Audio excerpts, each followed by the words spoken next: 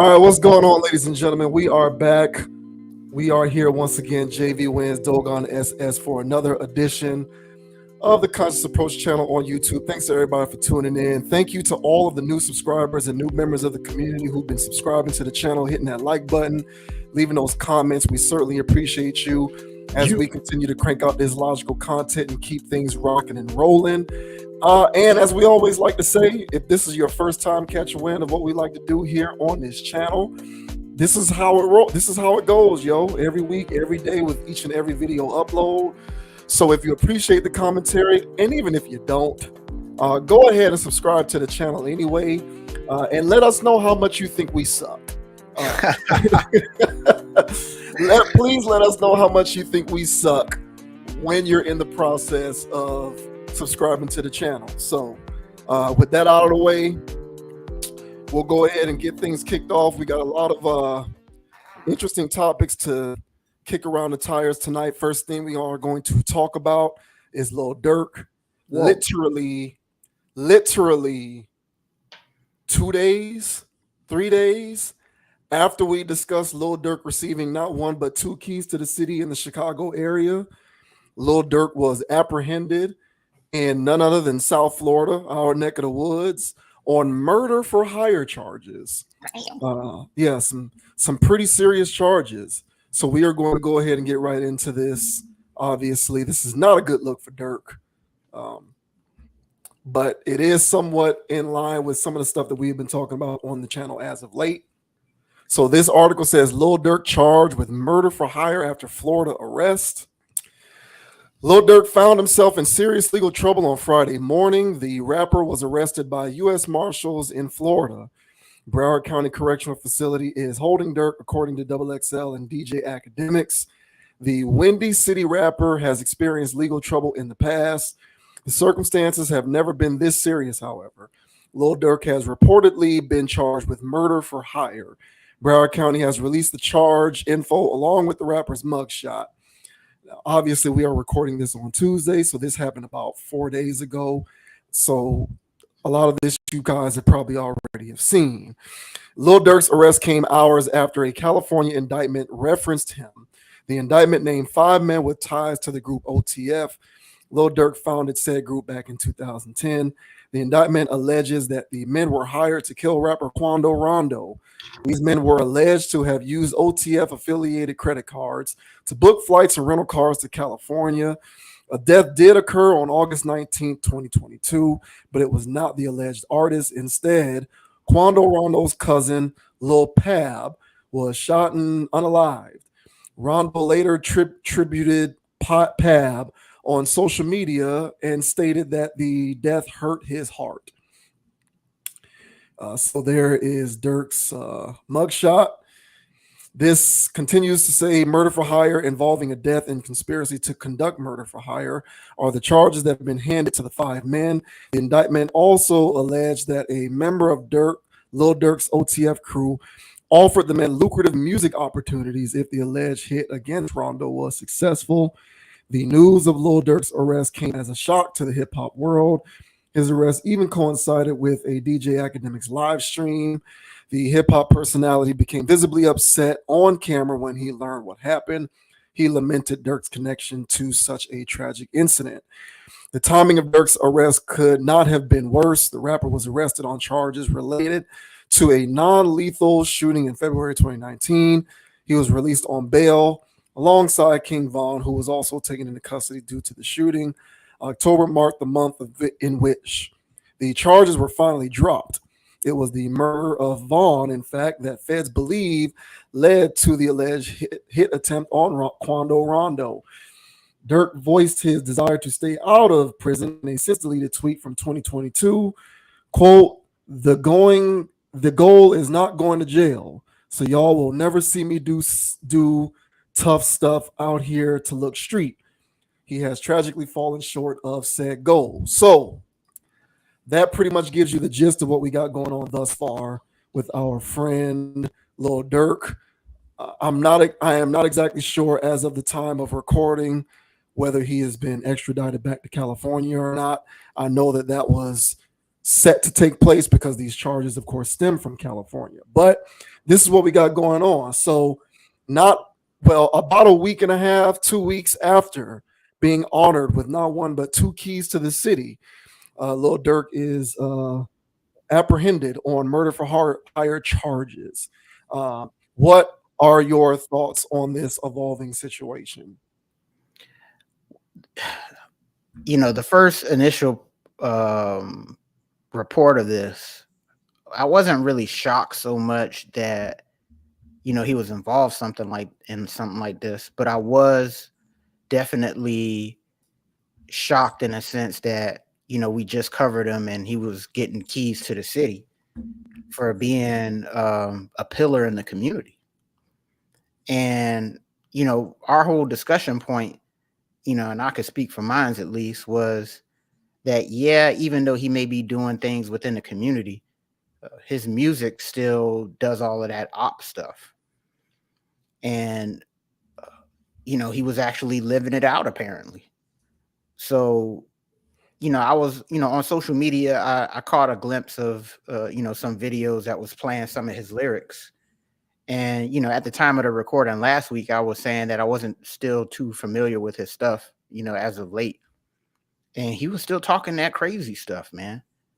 And he was doing a lot of self-snitching. And those clips that I was listening to, he was pretty much not so much referencing this unaliving, but he was still talking in that same vein of unaliving other people. And so he was still talking that stuff, which again made that whole key to the city thing quite questionable to me.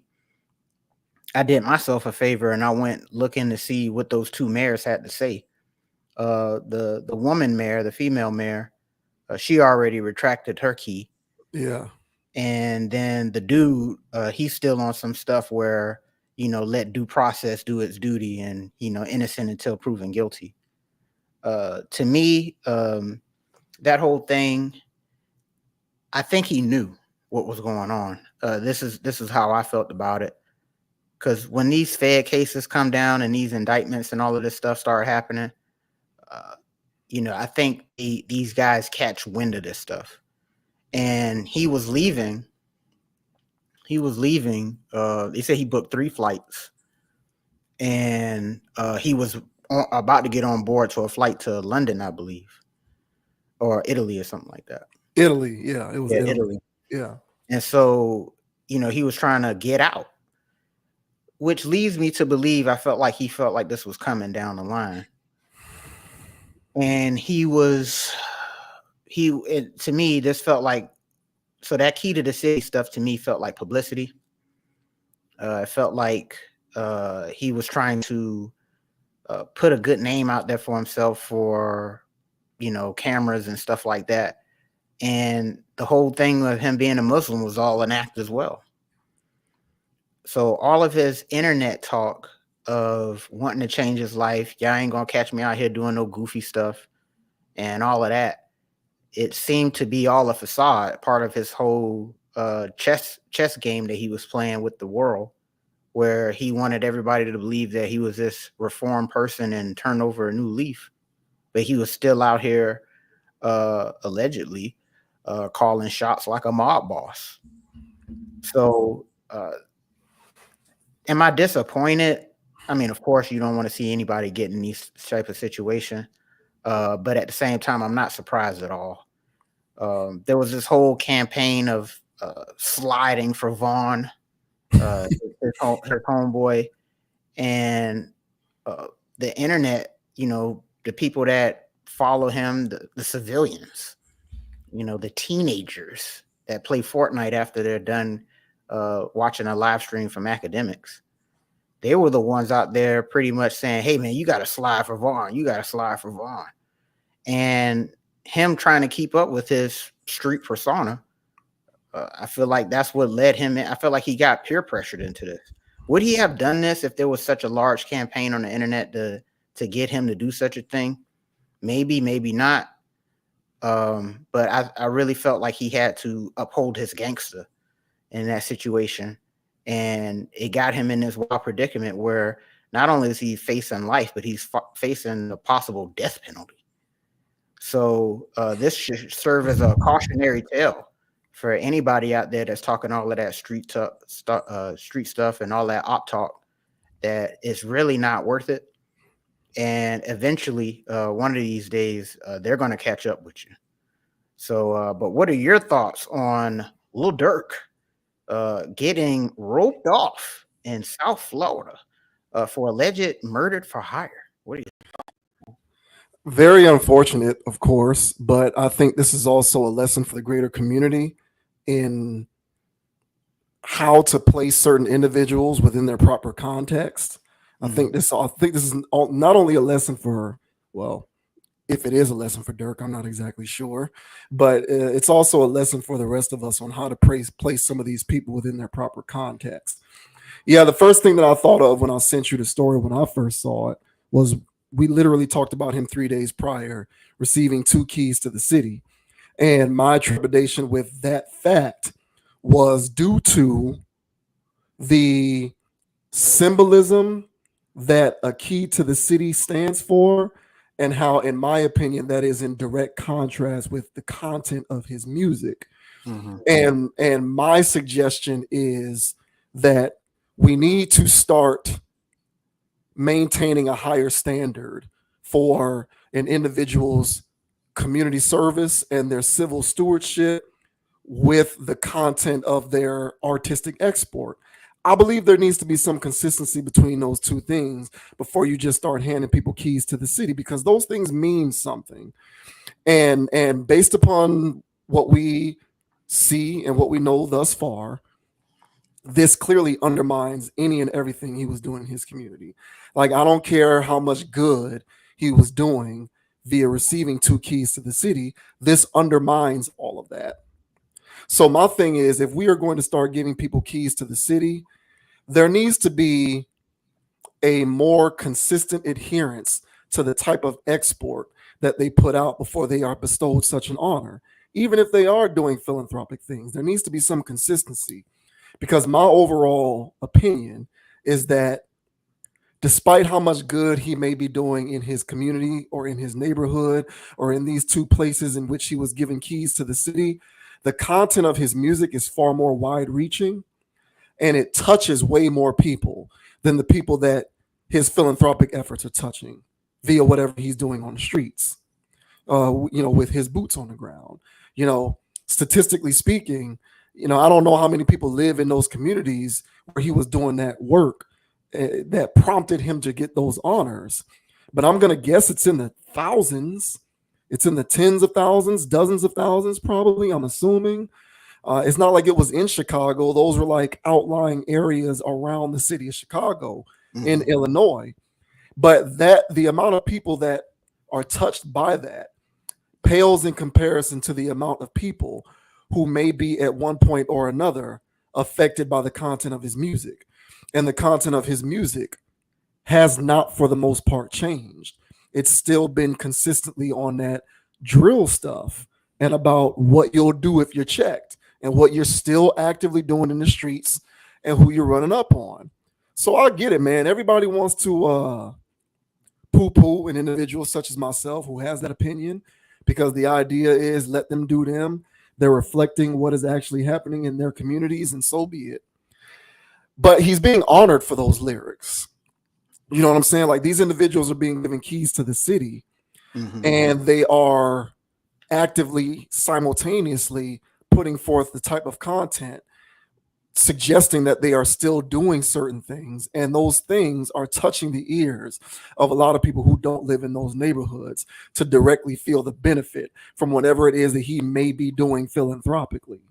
So me personally, I don't know how you reconcile that. I can't reconcile it. I'm pretty sure there are others who can, but personally, I can't.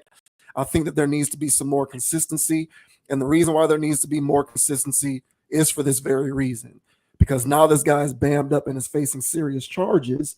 And in retrospect, one may ask, why was he giving keys to the city in the first place if this was something that potentially could have happened? Right. And my answer to that question would be, the reason why he was giving keys to the city despite the fact that such a thing could happen, is because there actually is no standard when it comes to giving that stuff out.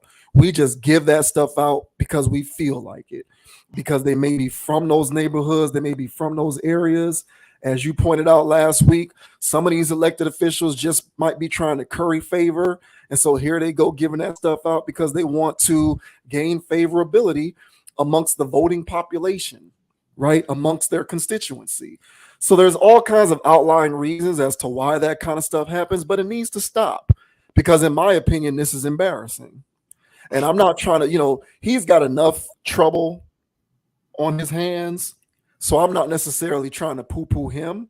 I'm poo pooing the idea that people like him get put on a particular pedestal of celebrity hero worship, in this instance, within the context of rap and hip hop, for doing certain things that literally contradict the content of their primary export, which in this case is his music. And that to me has to stop, in my opinion. It has to. Will it? Who knows? I'm not sure. We know the hip hop journalism community won't demand that it stops because they say everything that a rapper does is good, despite what their music may be. There isn't a critical voice in the hip hop journalism community, from what I can tell. They'll keep saying that he puts out classic albums all day, every day. Meanwhile, this kind of stuff is happening, literally making your assessment of his music and his content and who he is as a person, at least on the surface, useless and non-consequential and utterly embarrassing, in my opinion. So those are my thoughts on this situation. We need to have some more consistency. I just think we need to raise the standard.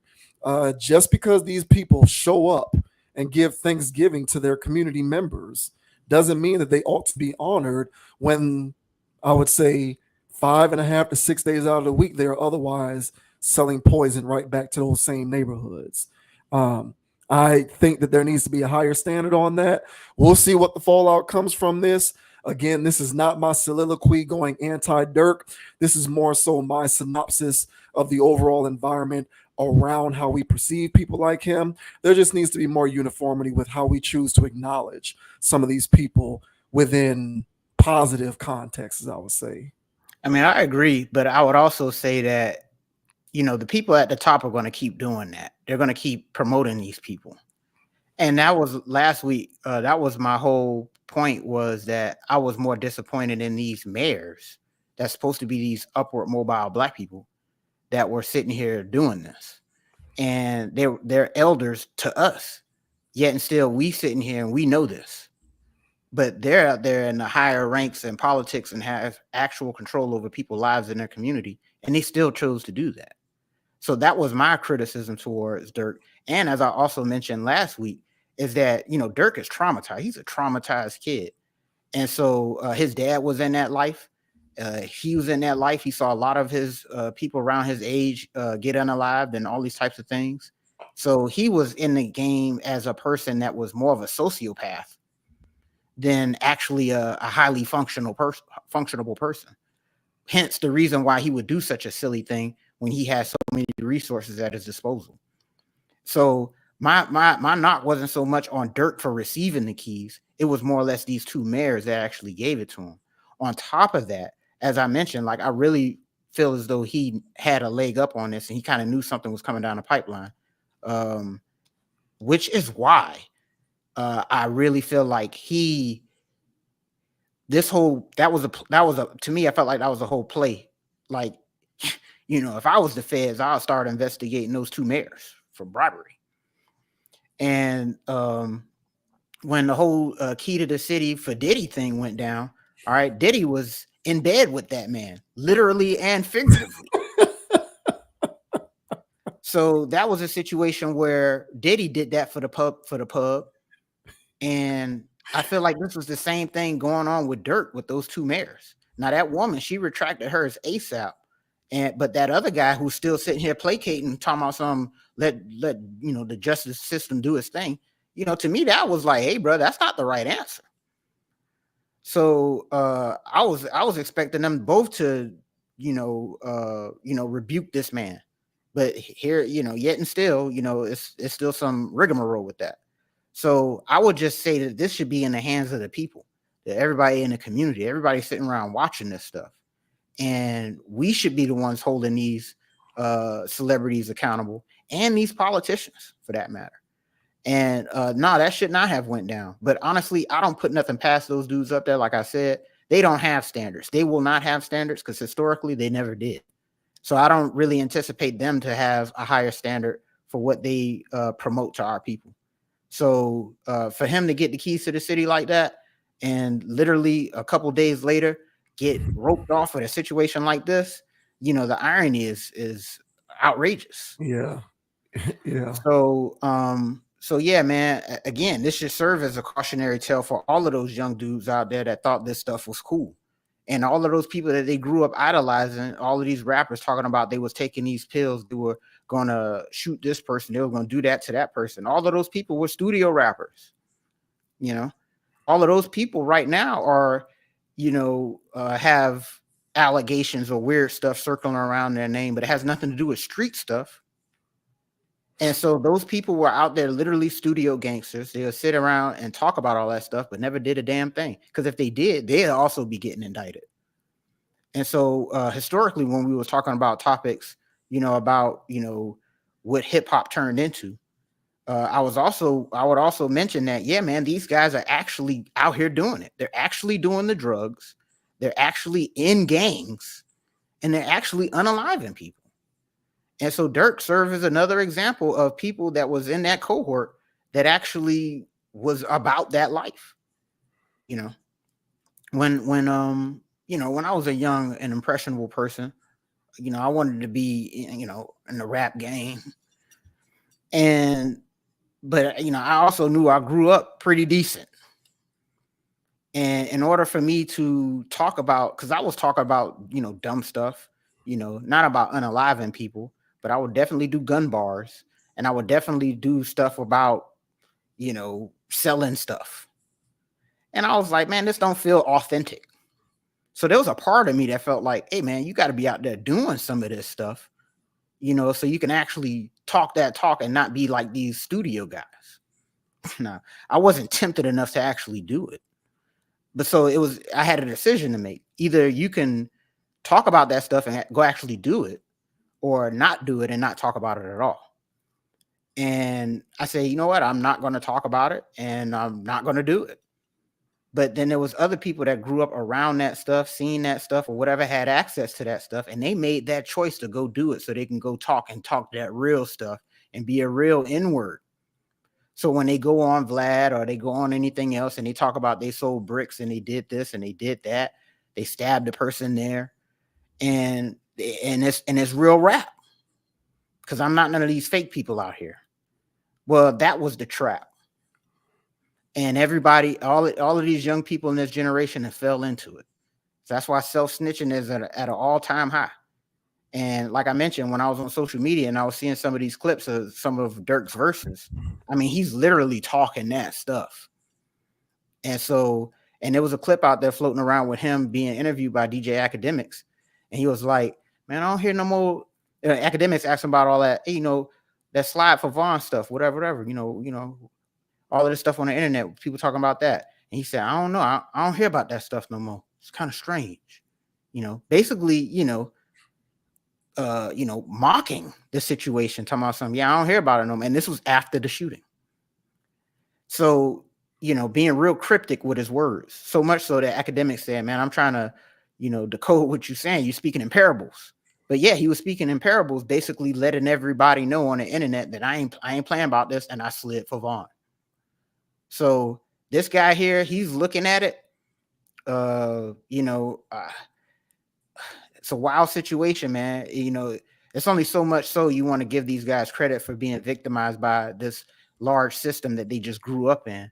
But at the same time, as I mentioned last week, he had access to a lot of resources. He was rubbing the elbows with the right kinds of people in certain situations.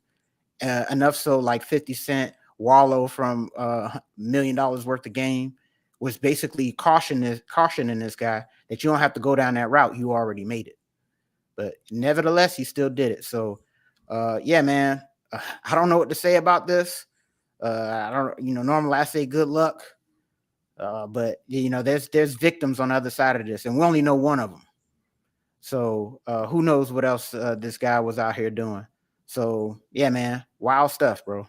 Yeah, well, what you always have to do, the point with any story like this, whether it, this can be wide, this is all encompassing, whether we're talking about, you know, um, the sexual marketplace, dating, relationships, family. In this case, we're talking about this music stuff. It can be Mhm. gambling. Like you never really assess the agent because the agent is always going to take advantage of the market. What you do is you assess the purveyors of the marketplace. Who is it that allows the market to exist in the first place? And so, from that standpoint, I agree with you that it's about how the community interprets these kinds of situations and these kinds of people, where we place them and how we perceive them. Mhm. And that's why I bring it back to my original point that the community at large, the music listening community, and the community of humanity needs to do a better job of maintaining a higher standard Mhm. for where we place these individuals in terms of grandstanding and how grandiose we put them, what kind of pedestal we put them on. And right now the community is falling short of that. Mhm. They're already on social media, speaking of social media, talking about free Dirk and damn Dirk, and Already, yeah. they're doing all of these campaigns talking about how this guy needs to be freed and all of this kind of stuff. And my whole thing is, okay, fine, due process, but that don't mean we do campaigns on social media talking about free Dirk when these are charges that are as serious as they are. At the very least, people just need to remain silent on that, but not necessarily shout to the mountaintop that freedom is something that we need to see here. And whether, regardless of how this ultimately ends up playing out, Mhm. he's presently receiving a boost in certain respects from this situation because his streaming numbers are upticking and people are listening to more of his music right now because of this particular situation. So he's ancillarily already receiving a benefit from the ordeal that he presently finds himself in. And that is all well and good. But at the end of the day, in my opinion, it's emblematic of a generally low standard that we as people tend to maintain when it comes to how we feel about and where we place these people in society. And I think that there just needs to be an increase in terms of how we do that, how we incorporate how we see people. um, it's all good that he may have been doing great things in his neighborhoods and in his communities. However, like I said before, the content of his music is far more wide reaching than whatever he was doing in his neighborhoods. It has a greater impact statistically. And I think people need to keep that stuff in mind and at least keep that in mind when we're talking about, you know, stuff like the Free Dirt campaign. This is a far cry from what happened to Meek, where he was just violating probation. Like this is an entirely different level. And I think that the environment around how we perceive that is a direct microscope on the overall community, which, in my opinion, creates the marketplace for people like him to be grouped into those categories of being honored and dignified. And I think if we remove that marketplace and just look at everything as face value and truly do judge it based on you know, let's just wait until things play out the way that they are meant to. I think that we'll be better off for that because right now things are a little bit out of whack. I think if the market was a little more tame, he wouldn't have received keys to the city in the first place. So I'm with you on that. I'm with you on the officials, but I'm just people in general, the elected officials, those mayors, and everybody else who feels the need to constantly leap to defense mode and these rationalizations to try and reconcile reasons as to why it's okay to dignify certain people juxtaposed to the kind of content that you put out. I don't think it's wrong to suggest that there needs to be a higher standard and a little more consistency with that. Yeah, 1,000, man. Last thing I'll say is, alluding to what I said a little bit earlier, that Dirk fell into the trap, and it's ironic, that they want to call certain forms of rap trap rap, because the trap's supposed to represent the trap in the neighborhood and the circumstances we were putting in. And I would also say that all of this drill stuff, trap rap, it was a trap. Like literally, there was bait sent out there, and they went and they were taking bites of that whatever, that cheese or whatever, and they thought it was all good. Nobody could see all of these indictments 10 years ago. Nobody could see all these indictments 20 years ago. This stuff just started happening. Like they just started putting a clamp down on the trap that they set for all of these young dudes, and they all are falling into it. So again, man, this stuff ain't just entertainment. These people are actually out here living it, and these young guys here are a reflection of all of that stuff that people used to call entertainment when Lil Durk was just a kid. And now he lived it, and now he's getting life in prison or possibly the death penalty because of that trap. So I'm not just blowing smoke out here whenever I say that this stuff ain't entertainment, it's conditioning. I think Lil Durk's situation would be one of my exhibits that I would display and say, hey, well, what about the Durk situation? Because this young man had it all going for him, and he threw it all away because of the mentality that he was conditioned in as a young person. So yeah, man, everybody, y'all just watch out there. Any young up and coming people, this ain't the right way to go. And I'm with you with that whole free Durk thing. I'm already seeing it out there. But honestly, I just look on the other side of those avatars, and I really think that they're middle school kids, 21-year-olds and stuff like that. But I know there's some grown people out there with the rigmarole too.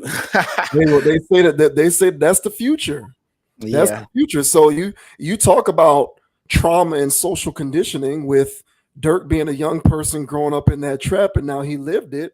These are kids growing up in a similar trap, and they're going to, mature into adulthood, and they'll be kicking the same stuff. So, whether they're kids or not, to me, is not relevant. The fact that Yeah. they're even saying it, given what we know thus far, is a problem.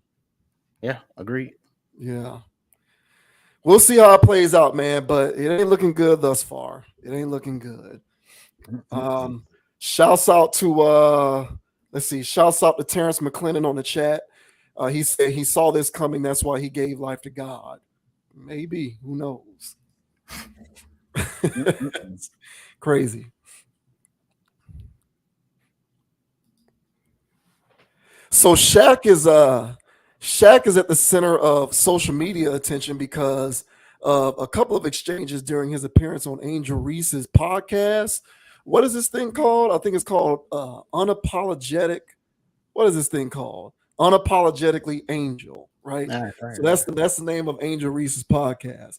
Most people are talking about Shaq saying that Angel Reese need to be playing in games, dunking in the short shorts that she wore during an appearance on Wild 'N Out, right? But that's not the only thing he said that caught people's attention. Shaq also talked about how he's going to be destined to be alone. He says he's destined to be alone, and that he gave his spin on how women are constantly changing standards when it comes to what is and is not cheating and what a man is and is not supposed to do. And because he can't keep up with that, he knows he's going to end up alone because he's too weird to keep up with that stuff. And Angel Reese tried to challenge him on this stuff, but Shaq is a guy who apparently knows what he's talking about. So this says Shaq thinks talking to women on his phone isn't cheating, knows he's going to end up being alone. Shaquille O'Neal is lamenting his love life. The NBA legend was transparent about how he feels about his romantic future, telling Angel Reese's Unapologetically Angel podcast, "I'm going to end up alone." He continued around the 40-minute mark. "I already know it because y'all making rules up as you go along. There is no handbook on how to be the perfect man or perfect husband, and y'all be making stuff up without telling us.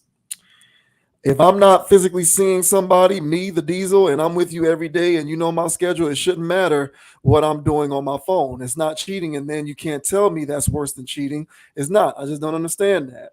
I already know I'm going to end up being alone. Nobody can understand me because I'm weird." Shaq explained his attention is currently on work, which might prove to be a problem in any relationship. "I always tell people men should always be focused on three things: protecting, providing, and loving.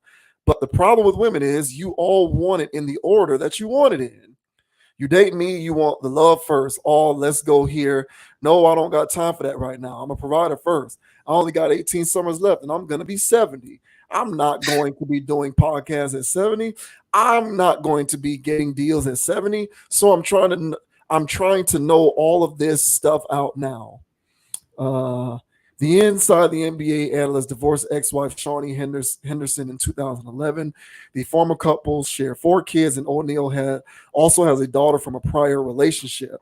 He previously took the blame for his marriage ending, explaining in his 2011 memoir, Shaq Uncut, My Story, that he was living a double life and that his cheating led to the divorce, per Yahoo. So we'll go ahead and play a couple of minutes here from that interview so you can hear it from the horse's mouth himself. Oh, wait a minute. In Ohio, a 10-year-old girl was raped. No free Excuse ads. the The ad, state abortion guys. ban Oh, we got double ads. You hit us with double Tuesday ads. on CNN and streaming on Oh, Max. good, man. You know how they I'm gonna end up alone. YouTube is so egregious, bro. Okay, so here we go. Excuse those 2 ads, guys. So here's that sound. Mm-mm-mm. Why? Is that what you want? No, because y'all be making rules up as we go along. Like there is no handbook to be the perfect man and perfect husband. You're right. I know it. There ain't no handbook, and y'all be making up without telling us. If I'm not physically seeing somebody, me, the diesel, I'm not physically seeing somebody, and I'm with you every day, and you know my schedule. It shouldn't matter what I'm doing on my phone. It's not cheating, and then you can't tell me that's worse than cheating. Oh my God. Got him. This is so egregious. It's not. Like I just don't understand that. So, but I already know I'm gonna end up being alone because I hope you find a lovely woman that understands you. Nobody can understand me because I'm weird. And I have to be weird because I have to do it. I gotta take care of my, like. So I always tell people men should be always focused on 3 things: protecting, providing, and loving. But the problem with women is y'all want it in the order that you want it in. Think about it. You date me, you want the love first. Oh, let's go here. Nah, I ain't got time for that right now. Okay. I'm a provider first. I got to get I'm fit, only got 18 summers left, and I'm gonna be 70. Not gonna be doing podcasts at 70. I'm not gonna be getting deals at 70. So I'm trying to knock all this out. So you outside? Yeah, no, that's what I'm outside. So when I'm 70 and I look at that balance, oh, we nice. Now I could go do it. So, like I always tell people, like protect, provide, and love. And most men can give you 2. But if you have a guy that has the opportunity to give you 3, focus on the order that he wants to do it in. So What about honesty and trust? No, because y'all always talk about you want honesty and trust, but you don't. What? You don't. Why not? Would you like to go through a scenario? All right. Call me. Call me. Right now? Yeah. Just baby, play. Hello. Hey, what's up, baby? How are you? Ask me what I'm doing. What are you doing? Man, I'm looking at this girl. She got a fat. So I think before I come home, I'm gonna just flirt and get her number. Or, all right, that's honesty. Or go. What you doing? I'm just at a hookah bar, just looking around, just chilling. Oh, okay, cool. All right, I'll be home in a few. All right. See you later. Y'all are talking about, that's what I'm saying. Y'all be making rules up as long. Just be honest. Why would you even think that you can say that? Because you said be honest. Is that what you're really doing? I'm looking, yeah. You just said yourself. Right. Men are gonna look. They're gonna look, but don't tell me on the phone. I'm looking. Hold on, rewind. Christian, I know you're not agreeing with this man. We're gonna go back to the point that you said, Christian. No, but hold on. Y'all always say, man, we want you to be honest. That was honest. I'm looking at this girl, she's beautiful, and I might get the number. We get the number to do what? Just to flirt. Or just to say hi, or just to hook up with one of my boys, or just to see. What? I don't know. She's fine. Oh my God. I'm just saying, my man could never be like you. That's it. No, but hold on. My man could never be like this. No, you said you want honesty. I'm not doing I want honesty, but that's something you still shouldn't be doing. But I didn't do it. I'm thinking about it. You asked me what I'm doing. I'm looking at the girl. Christian, why are you over there agreeing to this? That's what you just said. Whoever Christian woman is, get him. Hold on. Get him. Hold on. That's what you just said. You want me to be honest? Yes. I'm here. She's there. She's beautiful. You said men look. I can't. Men look, but you're elaborating on it. I'm not elaborating. You are. I never said I wanted to do it. You asked me what I'm doing. I said I'm looking at this girl. I'm thinking about doing it. That's exactly what I said. And see, that's why y'all got to decide what y'all want and how y'all want it. See, y'all be making them rules as we go along. And there's a lot of beautiful, intelligent women out there. Please, somebody write a handbook. Please. One of my glorious women out there, please write a Yes, handbook please, on how to yes, teach these men please, how to be men. Please. Please, No. I'm begging. Yes, please. But don't sit here and say, oh, you want me to be honest. No, you don't. You want me I do want you to be honest. All right, that's pretty much the idea. Lord have Oh mercy. man, Shaq What he got really, going on, he man? was really trying to Shaq really trying to Jedi mind trick these people out here with this stuff. Do you agree with Shaq on what he was saying there? And do you agree with the analogy that he tried to impose there, talking about basically telling his woman, I'm thinking about doing something with this girl who got this fat ass, and how that means you don't want a woman, that women don't actually want men to be honest. Like, what's your take on that exchange? Hey, listen. Hey, you want me to be honest? What's going Sure. on? Yeah. This is what I think about it. I think Shaq is weird. So that was a weird exchange. And if he is dealing with a woman in close quarters, and if he's being like that, I can see why he is considered weird and he's not understood. I really can. But here we go, man, with this is the same stuff, man, where we're talking about people that are living in this pool, in this box, in this matrix where roles are confused. Everybody in this matrix, they're confused about where they should be at. Angel Reese is in that matrix, and so is Shaq. When Shaq is out here dealing with these mega thoughts, Right. that is the mentality to have. So he's speaking from experience, from the life he's lived ever since he was in high school, I'm sure, where all the girls wanted him because they knew what he was, knew that he was going to be a ball player and all this other stuff. And, throughout his whole career, and he probably had trust issues with the women that he was dealing with. So if you're dealing with a woman that you're pretty sure is not loyal, well, why the hell should you be loyal? If you're in Shaq's shoes. So no, I'm not going to sit here and cut off a pipeline of potentials because I'm dealing with, with your ass. So while I'm out here at this hookah bar, I'm going to be looking at that ass and trying to, figure out what's going on. Let me get that number, see what's going on here. And so here's the thing. The women that are the mega thoughts need to be aware of who they are, which they won't. They need to be aware of who they are, their place, and just be a harem for Shaq or anybody else. Be one of the many wives. I really feel like the world would be a better place if these women really understood their place and realized that he's going to be around, jumping around and having multiple women, but you don't mind because of all the resources that he's going to be able to bring to you. But so Shaq doesn't live in the same world as everybody else. So as a regular everyday man, there still has to be this understanding of where you at or what pond you fish in. And if you're fishing in a canal, okay, if you're fishing in these murky, toxic waters next to a chemical plant, a creek, you know what I'm saying? You need to know what kind of fish you're dealing with here. And this isn't the prize fish that you hang up on a wall. This isn't the one that you is safe to eat. Okay, this is the ones you keep throwing back and the ones you keep dealing with, and you're just fishing for the sport of it. But if there's a man out here who's actually fishing in actual, fresh waters, and these are safe to eat, this is clean stuff. You ain't even no mercury or microplastics in this. And you could just fish in there, and this is good to eat. This is a prize fish that you done caught it. And this is something that you can actually have with what people are considering a stable and balanced relationship where there's trust and all these good elements going on. But if you caught her at the club, she belongs to the club. If you caught her at in Shaq's case, at front row of the game, you keep her there. If you caught her on Instagram, you keep her there. So basically, if you caught this alley cat in the alley, leave it out there in the street. Don't bring it out. Don't bring it up in the house. So Shaq is speaking from the perspective of which he lives his life, and that's gospel for wherever he's at.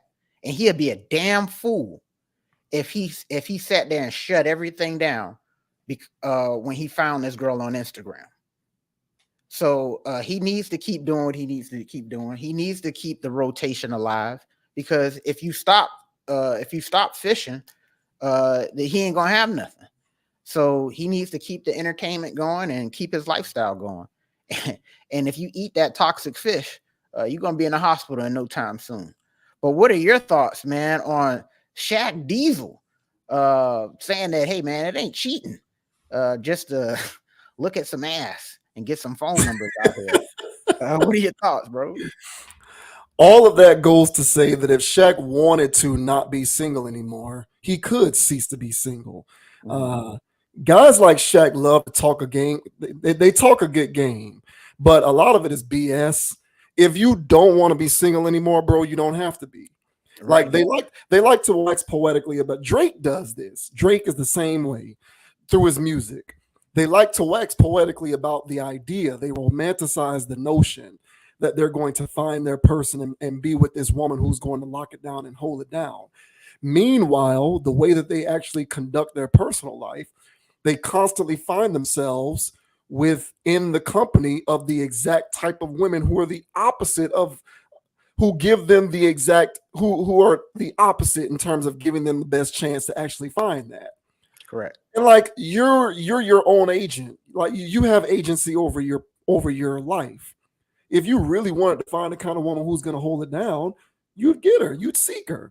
There's plenty of relationship-oriented, wholesome, down-to-earth, non-thought, good-looking women who would be a wife to Drake or Shaq. They're out there. Shaq and Drake just don't talk to those women because they talk to the strippers and the porn stars and the chicks on social media and Instagram and the adult film actresses. Those are the kinds of women they talk to. And they repeat this pattern over and over and over again. And when they are not getting the same result, they lament the state of their relationship status and how they wish it could be different, as if they don't have the power to change it. Bro, you can change it. So what are you talking about? Right. So from that standpoint, you're 100% right. Shaq is 52 years old, so he probably is going to be alone for the rest of his life, and he'll just keep sliding off on those same types of chicks. Shaq will probably be 70 years old, sliding off on 25-year-old IG models or whatever is the social media app that comes around during the time that around the time that Shaq is 70, because it's a choice, and these guys have made a choice, but they pay lip service to the idea that it's not a choice. It's something that they're confronted with because they have no other choice. Like, I have to be this way. I have to live this life. These are the women to whom I have to pick from. And it's really not. I look at somebody like Patrick Mahomes, who's been married for how long? The same woman, seems to have his wits about him. He ain't tripping. Some people already think he's the greatest quarterback ever. He's breaking all of the records. He made three-peat this year. Best Super Bowl, best quarterback in the league, living his best life. Been married for how many years? Got all of these kids. He doesn't seem to have any issues with it. You look at people, so it's not a pro athlete thing. It's a personal choice. And some of it is social engineering. Shaq falls into the social engineering category of, this is the life I want to live. But what he's doing, and in my opinion, it's disingenuous, is he's selling, I think, other men who want a Shaq-type lifestyle on the idea that if you aspire to be in my lane, this is what you ought to be prepared for. When that's not really the case. You can still get with a chick who's going to hold it down. But to your point, if it's going to be in clubs and meeting chicks during Super Bowl week or NBA All-Star weekend, yeah, you're going to be running up on the sex workers and the OnlyFans chicks and the IG models. And y'all dudes will date these women and have children by them and then complain when shit hits the fan. Whose fault is that? And one thing that I'll say about Angel Reese, her and Shaq are two sides of the same coin. Angel Reese is on the opposite end of this. You can see it through her social media activity. She's already on this hip hop socialite lifestyle type stuff. She perceives herself to be that way. She was on some podcast with some other chicks, and they were talking about dating. And she said, well, if I'm going to, be with a man, settle down with a man, if I'm going to get married or whatever she was saying, it would, he has to be this tall because I'm tall, which that's fine because she's tall. So she wants a guy who's taller than her. I think you're limiting your pool at that point, but so be it. There's still a lot of tall men in the world, so that's fine. But she's also like, he has to be this tall and do this and do that and blah, blah, blah. And then the other women are like, oh, okay, so he'd have to be like an NBA player. And she was like, yeah, he'd probably have to be an NBA player. Well, good luck, Angel Reese, getting a dude who's going to be holding it down for you, and he's in the NBA, especially if he's an active player. But she'll get on her podcast and tell Shaq or whoever she was talking about, teach these men how to be men. Who are you talking about? The kind of men that you date? Because there's plenty of men who do know how to be men. They're just not swimming in the same pond that you fish in. Right. But you'd never know it because you believe you need to be fishing in this pond. So these two people were made for each other in terms of their mentality. Who knows what will happen to her? Good luck to her. But she has the same kind of thought process. She wants better for herself. But like most women who talk like that, she doesn't know how to get out of her own way. She'll keep talking to the same guys who give her the same result. And Shaq can't get out of his own way either. That's why he's 52. He's just like Shannon Sharp. They have all of this relationship wisdom, and they want to get on microphones and holler about what you need to do and not do, and what you need to check for and not check for when it comes to how you deal with women. But bro, you're pushing 60 and you're still living like you're a 25-year-old NFL player. Yep. And you completely have the wherewithal to not be living like that. You're not, because you choose not to be, not because you don't have a choice. You choose that life for yourself. There's a lot of women out here who look good, who would hold it down. You're just not fishing in their pond, sir. So I agree with you. I hear everything you're saying. And I think for the most part, what Shaq is saying is largely a load of BS. And in my opinion, it's just a little sketchy when you talk like that, because there's a lot of guys out here who don't know no better, who hear stuff like this and they say, yeah, Shaq's putting me up on game. It's no different than the guys who watch these dating podcasts. They say, oh, I need to be put up on game. Let me watch this show. Let me watch this podcast, because they got it all figured out. Meanwhile, the type of women that they're bringing onto their show are the type of women that you don't want to be getting with, unless you're just trying to have fun for a night or two. So people's priorities are all the way twisted. And yeah, you're right. People don't know their roles. They don't actually know what being a man means. Correct. It all got twisted and convoluted. Yep. And it's just boiled down to pay to play and sex work. Yep. And that's the life that Shaq lives. Pay to play and sex work. Yeah, 1,000. And so here's the thing, man. Like, age aside, man, he thinks like a kid.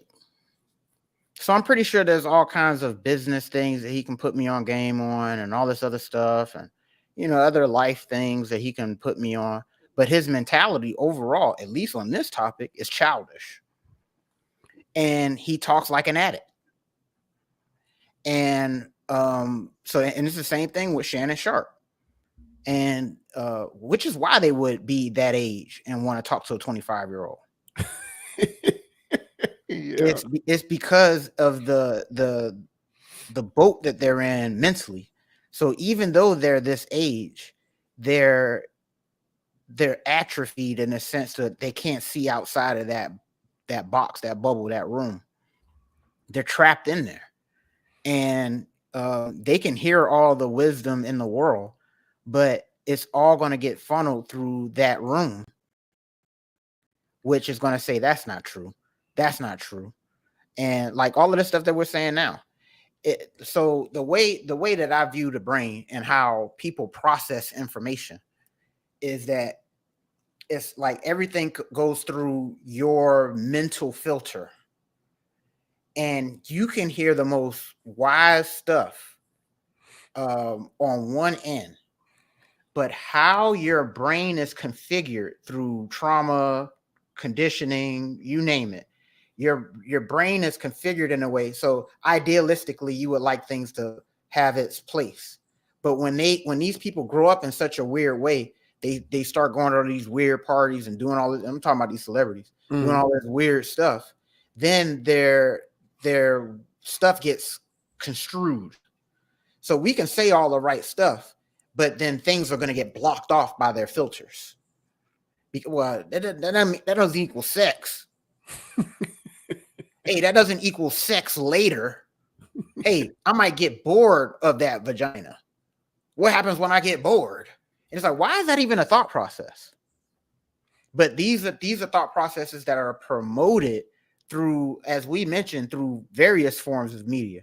You can try listen to a song. They're talking about all kind of crazy stuff. You could try turn on a TV, Netflix, or anything else like that. It's a sex scene in every damn Netflix show now. Every damn TV show now. Hell, it can be network television. There's a sex scene. There's sex scenes everywhere. And so everywhere you go, it's showing you these various things of being salacious, being Hellenistic or hedonistic. And so there's this whole mentality that people's brains are getting conditioned in a way where they're becoming atrophied as thinkers.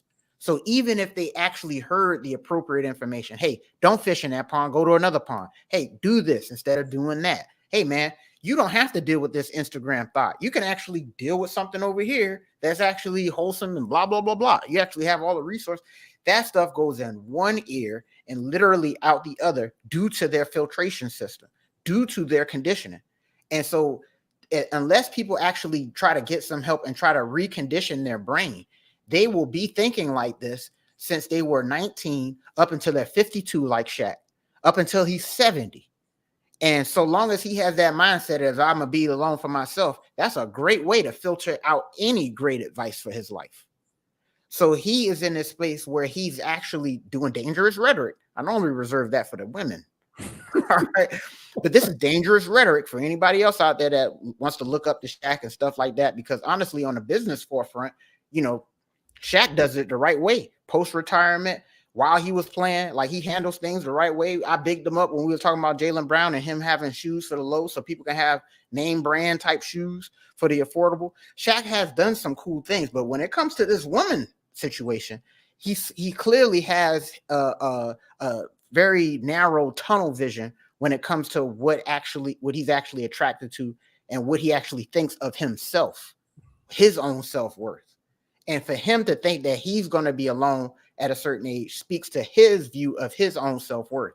He doesn't think he's worth it because he knows he's a sex fiend.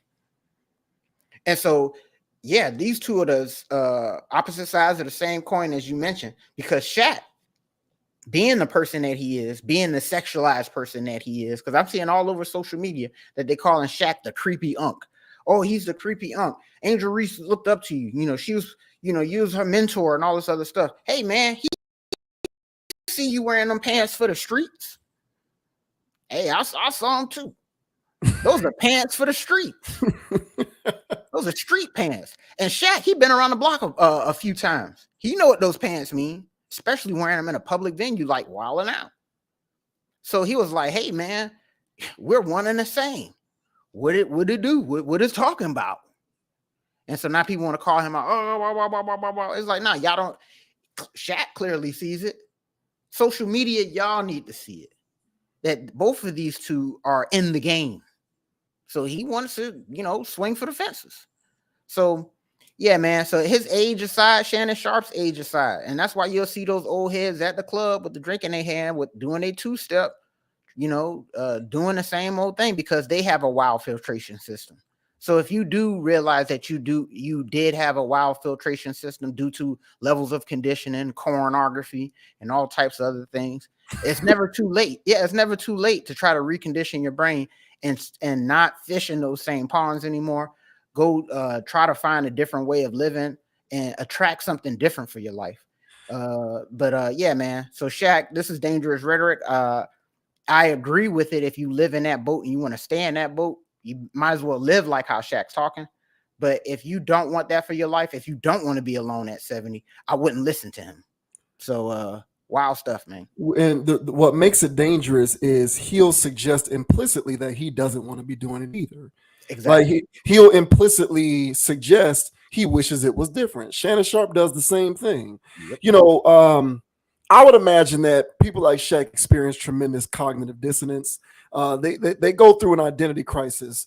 Shaq's identity crisis probably has to do with his relationship life. Just like, I often call Wale and J. Cole identity crisis rappers because they don't know how to balance their introspection with their desire to be out in the streets. Like there's a part, like I look at people like Wale and J. Cole, and I think that they embrace who they are from a worldly introspective standpoint. But I also think that there's a big part of them that wishes that they were like Drake. Like they both wish that they were like Drake. Yep. But they don't have that personality makeup. But they wish they did, because they'd like to be living the kind of rock star lifestyle that Drake lives. Correct. And I look at Shaq the same way. He probably experiences cognitive dissonance because there's an aspect of his soul which says, I should be, or I want to be, or I yearn to be somebody who at 52 years old is able to take everything what I built and share it with somebody who is of some substance and quality. But he experiences tremendous cognitive dissonance because his social engineering is in direct contrast with that. And so he continuously finds himself back out on the streets doing the same old thing. The dangerous thing inherent in that, however, is he is always paying lip service to the idea that he does not want to be that way. And the only reason that he is because of the women and how the women are. And the thing about that is, no, bro, you choose to live like that. It's not necessarily an indictment on the women. And to the same effect, the women do the same thing. Yes. I want a man who does this, or I would like a man who doesn't do that. I'm not with that sharing men stuff, cheating, blah, blah, blah. Right. But you continuously make yourself available to the kind of guy who, from a profile standpoint, is going to reinforce those very notions. Yes. So at that point, you need to make the paradigm shift. Correct. And if you fail to do that, it's on you. It is not men who are the problem. Just like for Shaq, it's not women who are the problem. So the blame deflection is what really needs to stop. People don't hold themselves accountable for their own decision making. It's the same thing with the whole divesting conversation and interracial relationships. I'll hear Black women specifically complain all the time about Black men who date outside of their race. And my first question to those Black women is, do you consider all Black men? Because you don't know that guy's story. You don't know how many times he may have tried to talk to women just like you and they rejected him. So you don't know that guy's story. You don't know what he's been through. I'm not saying it's right or wrong. You just don't know what that guy's story is. Mm-hmm. And all of y'all know that y'all would not consider every Black man walking up and down the street. You're going to look at him and you're going to say he doesn't dress good enough. He don't got enough swag. Maybe you think he doesn't make enough money. Whatever it is where it enters into your filtration system and it causes you to eliminate that guy from your consideration. Correct. So you're going to complain about him divesting, but you don't know what his experiences are. Maybe he's been up and down the block trying to talk to one Black woman after another who's attractive, and they probably determined he's not good enough for you. And so what is he supposed to do at that point? Mm-hmm. So it's the same thing. Like, we don't know our respective stories and histories and experiences, but we all deal with this cognitive dissonance where it's like, I want to be doing this, but I can't do it because the world is prohibiting me from doing it. And it's not true. You're prohibiting yourself from doing it. And she's going down that road. The stuff that she be wearing on her Instagram, you know the kind of dudes that kind of stuff attracts. Shaqs. Yeah. And you do it anyway because that's your social conditioning. And then you get on your podcast with Shaq talking about teach men how to be men. Well, what men? Not all. Yeah. Not Learn to all be a. men. How about you learn to be a woman? How about that? People need to stop blame deflecting. Stop blame deflecting. Shannon Sharp, it is not all women who are preventing you from getting married. You're preventing yourself from getting married. And Angel Reese, it is not men who don't know how to be men. You're preventing yourself from getting with a guy who knows how to be a man. That is on you. We need to hold ourselves accountable, quit with the blame deflection. And the sooner we do that, the less we'll see goofy sound bites like this. 100%. And last thing I'll say is, there's influences all over the place, both male and female. And whatever that's the form of entertainment for women, whether it's these reality TV shows, gossiping, social media pages, or what have you, there's all kinds of influences out there that are contributing to the mindset that modern women have. Same thing goes for the males. There's all kinds of content, that pornography. There's all kinds of content that's out there. These rap songs that are controlling your filtration system.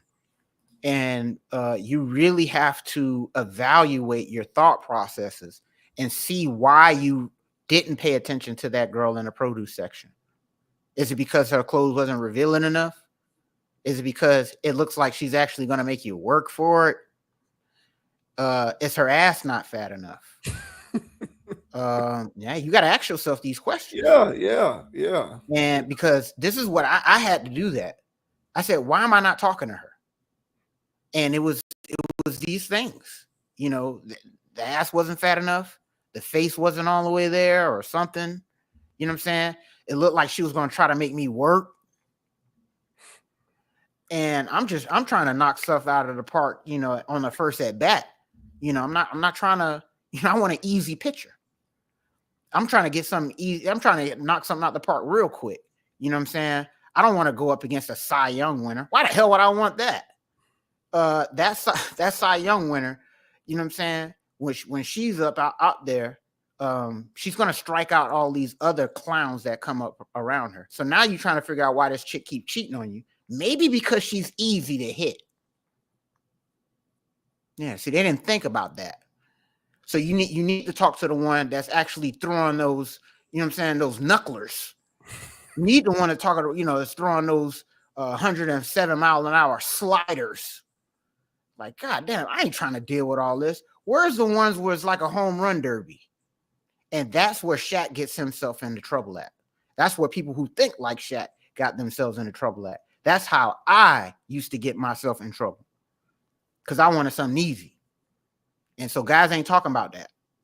So they need to evaluate their filtration process and see why they are attracting these type of women. It's because that's the woman you want subconsciously. Yes. And then you'll turn around and do the Drake thing and say, I can't find me a good woman. Yes. Nah, bro. You finding all these easy ones. That's your problem. Yeah. So yeah, man, people need to evaluate what they got going on, evaluate their filtration processes, evaluating your thought processes, and also evaluate the content you watch and consume, because that stuff is steering and creating new filtrations that probably never existed before. So just be cautious out there, y'all. Everybody, for the most part, is a victim of this if they got a cell phone or they grew up in North America. Yeah. So be cautious and be mindful of your own, and maybe you'll just filter out the crazies and find the one that you need. Yep. I would also include the social media profile pages too, your feeds. Mm-hmm. I think social media feeds ruin women more than men because it gave them a reference point to compare their relationship to others. And everything went south after that for a lot of women who they pit their men, their husbands, their boyfriends, the men that they talk to up against the man who's with somebody else who they follow on their feeds, and they see what they're doing, and the whole comparison game starts, and then everything goes downhill from there. So that's all a part of the content that, you know, contributes to the poisoning of the mind within this particular context. So everybody needs to check that stuff for sure. But yeah, good luck to both of y'all. I don't, you know, Angel, good luck to you. Hopefully you don't. Hopefully you figure it out, but a lot of times the women sadly don't figure it out. And Shaq, bro, yeah, you choose not to figure it out, bro. Shaq will be 70 and alone. I believe that. Him and Yeah. Shannon Sharp, they should get a house together. And they should just run their harem. They should get a house together where they can just keep, they'll continue to run the thoughts all up and through the house together. So Yeah. it'll be like that White House. The Dallas Cowboys back in the 90s, they had the White House. Mhm. Michael Irvin talked about that. It was the house. Jerry Jones had a house for the Dallas Cowboys so that they can all do their thing and their wives wouldn't find out. Yeah, Shaq and Shannon Sharp need to get their own White House. Hell no. Yeah. Good luck, y'all. Yeah. And in a bit of Jaylen Brown-like news, LSU basketball player Flau'jae, she also is a hip hop artist. She's an aspiring rapper. I've seen like a music video of hers, I think, before, I believe. But yeah, so she's also an LSU basketball player, but she made news not too recently for purchasing 20 acres of land that she says is a part of her quest to secure generational wealth for her, and I'm assuming for those around her and her family and whatnot. So this is pretty cool because Flau'jae is only 20 years old, and she's been able to curate a nice little nest egg based off of like NIL and all of that kind of stuff. And she used a good chunk of it to purchase 20 acres of land. So this says 20-year-old LSU basketball player Flau'jae Johnson purchases 20 acres of land as a part of her goal to create generational wealth. Flau'jae Johnson is putting down roots in more ways than one. On Friday, the LSU basketball guard and rapper shared that she has purchased 20 acres of land, a significant step toward turning her dreams into reality. In a celebratory Instagram post, Johnson said, "God is amazing. I done got addicted to the acres. 20 years old with a total of 20 acres, generational wealth for real. At Home Depot, what's up? Help me make some dreams a reality." So there's a little Instagram post there. She's stunting on them, purchase the land. She's doing her thing out there. For Johnson, her dreams reach far beyond her talents of music and basketball. This land represents more than just an investment for me. It's about building something bigger than basketball or music. I want to create opportunities for my community and leave a legacy that shows young women, especially young Black women, that we can do it all. Owning 20 acres at my age is proof that with vision and hard work, we can break boundaries and build the future we dream of. In August, Johnson, a Savannah, Georgia native, shared the news of her first land acquisition in her home state. Blessings, blessings, blessings. Yeah, y'all, I'm only 20 years old and just closed on my first piece of land. Watch what I do. I got acres, baby, she shared via Instagram. This means so much to me being a young Black woman continuing to beat the odds. I'm starting to create generational wealth for my family, and I couldn't be more excited. Johnson has carved out a prominent space for herself, both on and off the court, reportedly having the highest name, image, and likeness valuation in women's college basketball, according to On3. In June 2024, Sports Illustrated reported that her endorsement deals amounted to nearly $4.5 million. She's also making her mark on screen, starring in the Amazon Prime series The Money Game, produced by Shaq. The show follows Johnson as she navigated the NIL landscape in 2023, building her empire while judging school, family, and her music career. In addition to Johnson, the series also features LSU athletes Angel Reese, runner Alia Armstrong, and quarterback Jaden Daniels. So, of course, as always, all relevant links will be in the description of this video so that y'all can check that out for yourself. But what do you make of Flau'jae purchasing her land out here, 20 acres? And I think she bought another piece of land before she bought the 20 acres. So it kind of looks like she's trying to do big things out here. I think it's phenomenal. I think it's fantastic. I think it's outstanding. So you love to see it, you love to hear it. And her only being 20 years old, making these chess moves, how can you hate on that? How can you not love that? So I think this is actually setting a precedent for generations to come. As she mentioned, there's a lot of young ladies that look up to her and Angel Reese. We just covered Angel, but in this situation here, this is more my style. This is how you do things. I'm not saying that Angel can't go out there and do this one day, but this young lady is still in college, and she's making these moves right now. So this is definitely admirable stuff in the lane of Jaylen Brown, putting her money where her mouth is, actually taking those steps. For people that's out there and they want to go out there and flip homes and be first time homeowners, that still would be an accomplishment at 20 years old. But for her to be buying 20 acres of land, that is definitely saying something. And she could do whatever she want with that. And if she actually wants to use that for people to come and develop and her charge of those people and make money off the land like that, like she can go any kind of way with this. Have a nice, safe, gated community with a whole bunch of houses on it. Like she can do what she wants. And that's how you do things. And I was just talking about a filtration system, and this kind of gets your wheel spinning on how people traditionally would filter their thoughts whenever they get that kind of NIL money or get an endorsement deal here or there. And is it to buy a new whip? Is it to buy all this fake ass chains these dudes is wearing nowadays? My goodness. Or gold or diamond grills while you playing football. I don't get it. Are you going to do that, or are you actually going to buy some property? Are you going to start a collective where you guys buy mass property? What are you guys going to do with this? And I like the fact that she's doing it.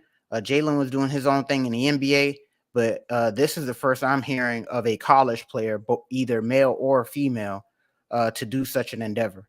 So hopefully this is paving the way for the good kinds of copycats, so they can see how she's going to do this. And honestly, you can pretty much project out in the future that those 20 acres and whatever she spent on it is going to, 10 times fold, 50 times fold, or do whatever. It's going to do numbers.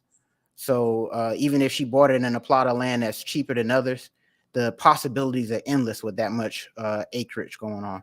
So shouts out to her. I already was digging the kind of stuff that she did. I was familiar with her and some of the music that she made. I did hear some of the songs, or at least one of them, and I didn't hear box stuff. So I was like, oh, it looked like she just out here rapping for bars. At least the song I thought I heard. So shouts out to her. She seems to have a good head on her shoulders, and this is the kind of role model that our young ladies need. So I highly support this. But what are your thoughts on Miss Flau'jae Johnson out here copping 20 acres? What are your thoughts, brother? Yep, it's definitely the right move. There's a very short list of appreciable assets, and land is on that short list. I think like priceless art, off the top of my head, I can only think of like art and then land in terms of things that only go up in value over time, that don't depreciate in value over time. You can group property into the land category, but land is on the short list of appreciable assets. And when investing money, it should always be, in my opinion, in appreciable assets. And one of the things that other communities teach their kids that our community doesn't necessarily do a very good job of, because we never learned it, is the lesson of investing resources in assets that appreciate over time and that don't depreciate over time. Land is one of those. And that's just financial literacy, which is something that, even though we're better at it, I would say nowadays, we're still far behind other communities, in my opinion, because as you mentioned, we'll still buy diamond teeth to wear during a football game, or we'll still go out and get whatever car we want to get as the first thing that we buy with our money and whatnot. Things that immediately depreciate the second that you purchase them. So I love this because it's an appreciable asset. I hopefully she has someone advising her on the utilization of it. This reminds me of Ti. We talked about Ti a while back because and Killer Mike is doing the same thing. So both Ti and Killer Mike in the Atlanta area bought up Jeezy too. Jeezy did the same thing. So those three guys in Atlanta bought up a lot of buildings in the area, and refurnished them, refurbished them, turned them into places that provide affordable housing for people in their community, which is cool, right? So that's a good thing. But my point is, to what end if those same people have affordable housing, but they still have to clock in every day? And so I think the next step is being able to put people in your community in positions to be able to become like marketplace proof, a recession proof, layoff proof to a certain extent, teaching them the valuable lessons of financial literacy so that they then can go out and purchase their own plot of land. They can get their own 20 acres. Like, I'm not necessarily blaming T.I. and Killer Mike and Jeezy for not doing it. I'm just saying that's the next step. And you can't just think that giving them a cheap apartment to live in is like, the end all to be all. There's way more than that we have to get to. So this to me symbolizes that for Flau'jae, because that 20 acres of land can be the site of an educational institution that she builds that puts people in her community in the position to gain the requisite skills that they need so that they can position themselves to be the next Flau'jae, right? Which is the idea. Like, obviously I'm not in a position to tell her what to do with her investment. And if she wants to, have people build their own enterprises on her land, and of course she's going to be the landlord, so to speak, and so she receives a hefty contribution as a result of that, that's cool too. But I think in addition to that, it would be great to see her pull a Jaylen Brown. And whereas Jaylen Brown is like creating classes and tutorials at Harvard so that people from his community can be empowered with the requisite skills to be valuable in today's economy.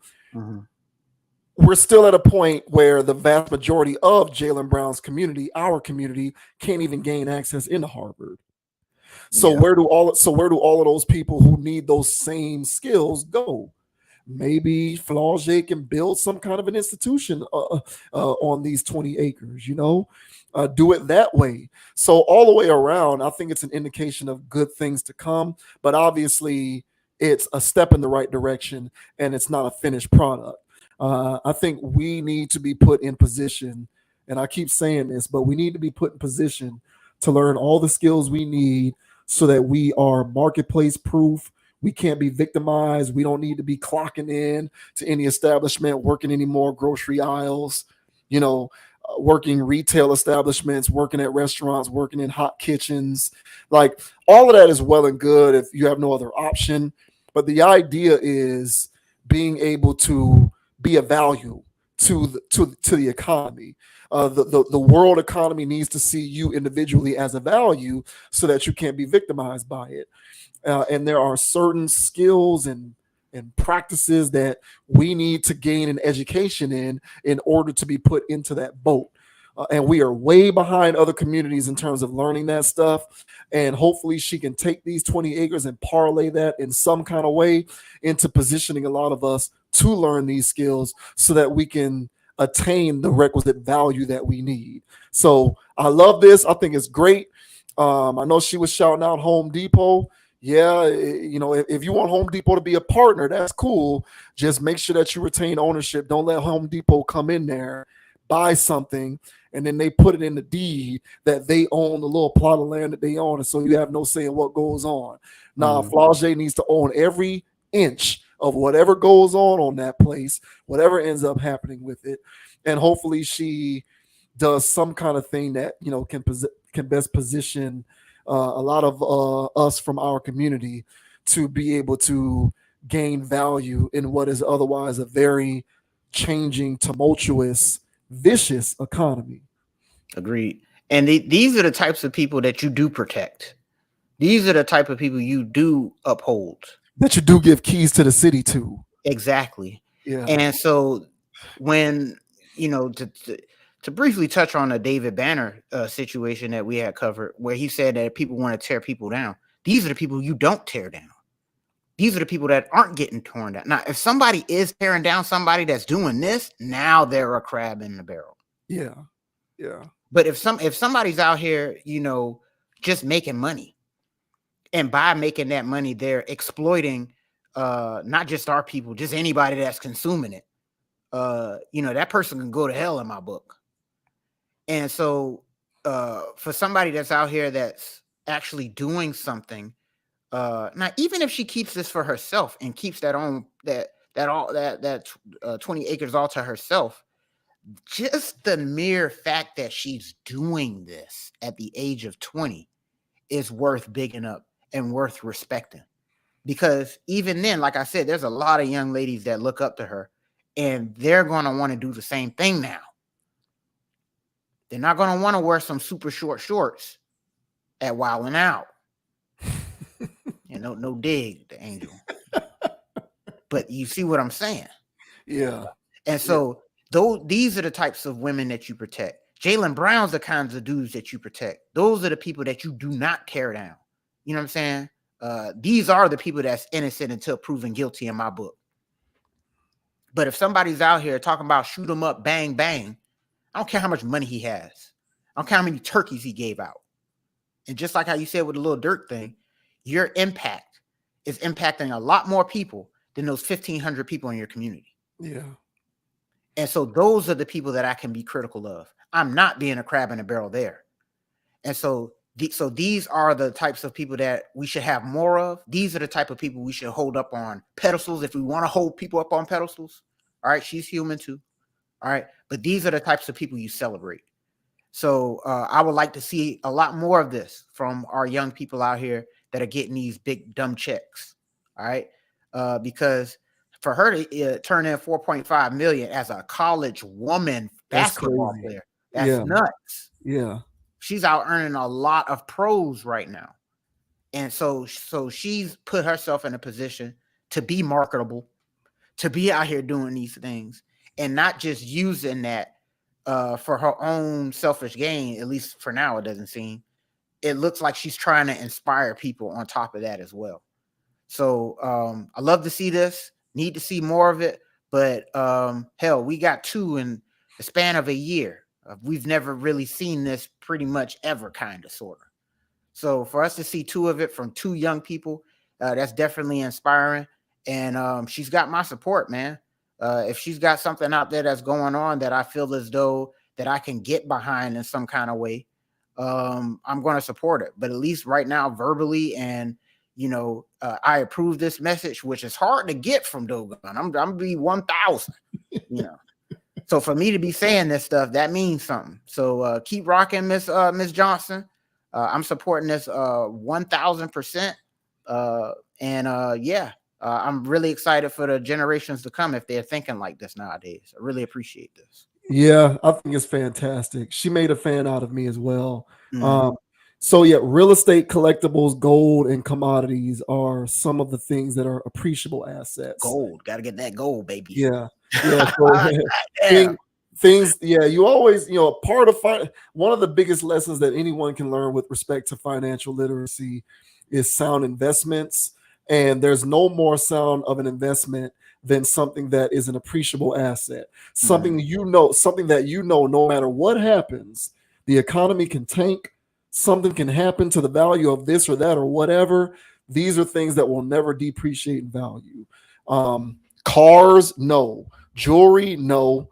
All the wasteful things that we spend money on, collectible trading cards and, jerseys, autographed jerseys. Those are things that are just like, well, actually, autographed jerseys are considered a collectible. So those could be considered as part of the appreciable assets. But that's the whole thing, man. And obviously what she did here falls under the umbrella of real estate. But she seems to be ahead of her time. And I would imagine that she's probably got people she has to have people advising her on the right moves, but it's up to her to make the decision to do the right move. So kudos, man, because at 20 years old, most people are going to want to ball out and get Bentleys and Lamborghinis and splurge on sex workers and have a ball in Miami and fly Instagram models out and get care packages. And she's out here buying 20 acres of land, which is very impressive to me. So kudos to you, Flau'jae. Good luck. I wish you all the best on your journey. Yeah, 1,000. Same here. Yeah.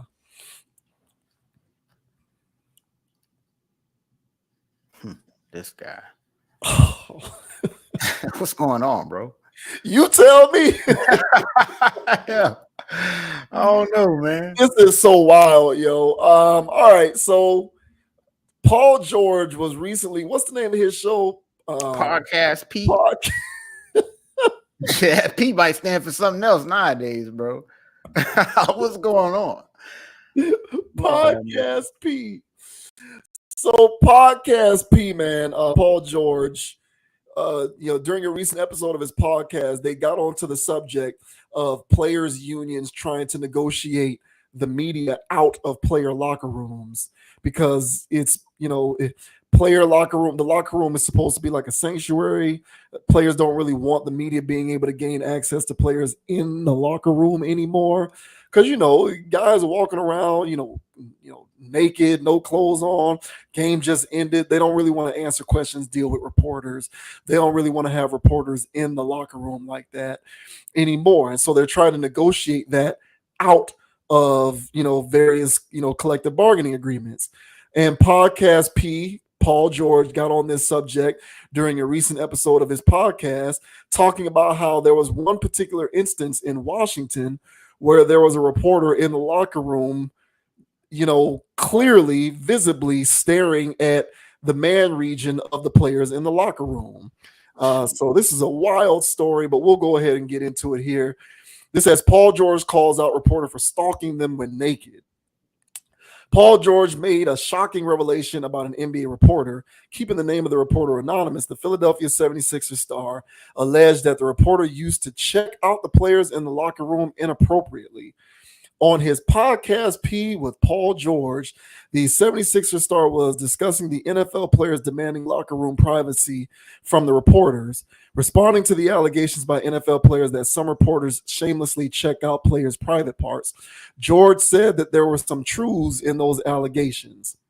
So what I'll do here is I'll go ahead and I'll just end this. And what we'll do is we'll actually play a video of Paul George talking about this.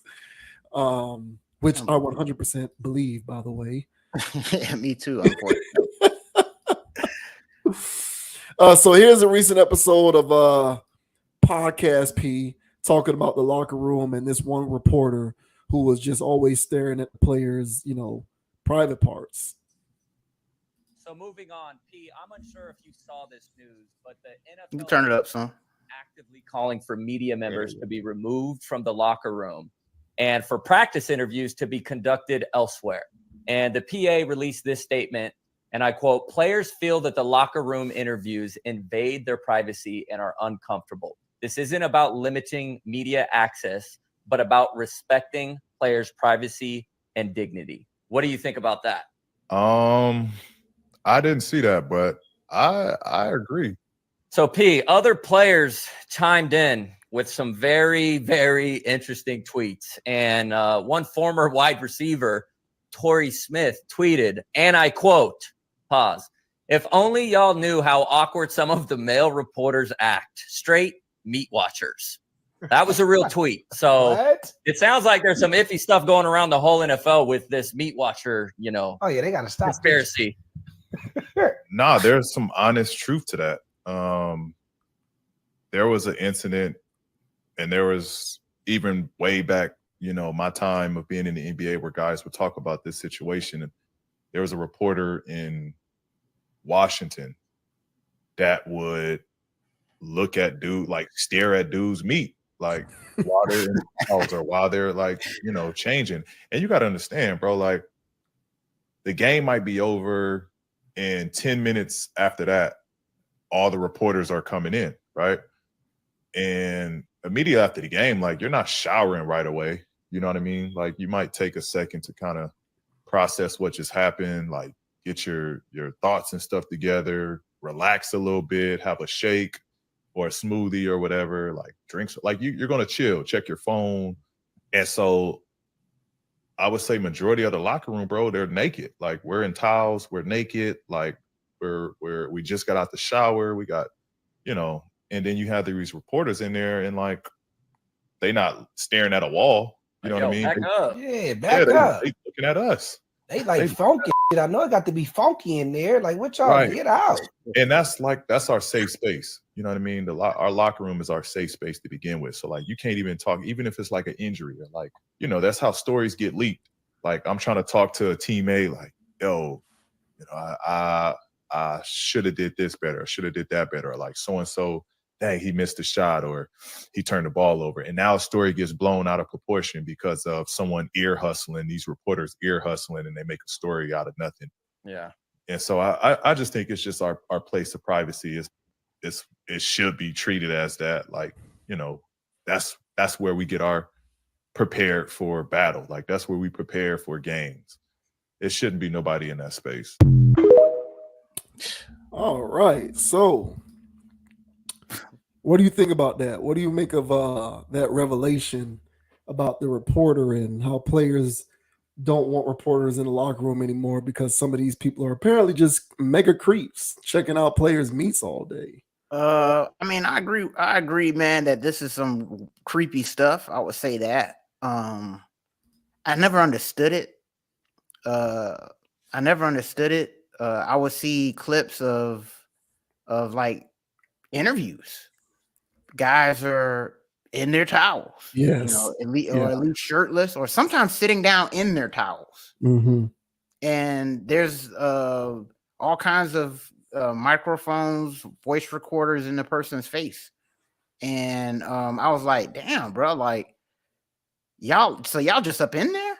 Yeah. And so now if I play in the league or whatever, I ain't just gonna be in there butt naked any damn way. You know, I don't get that part of the coach either, but I guess that's another topic. But yeah, man, I never felt comfortable with that. Even as a fan, I felt like they needed that space.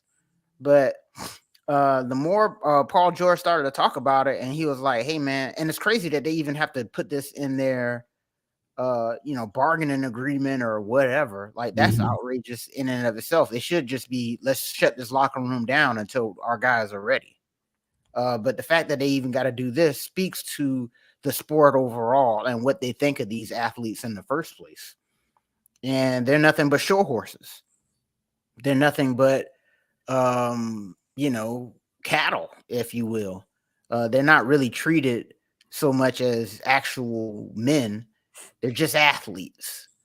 And we can treat them however they want, and they don't get privacy. Now, I don't know what the rules are for WNBA, or I don't know what the rules are for any other type of thing.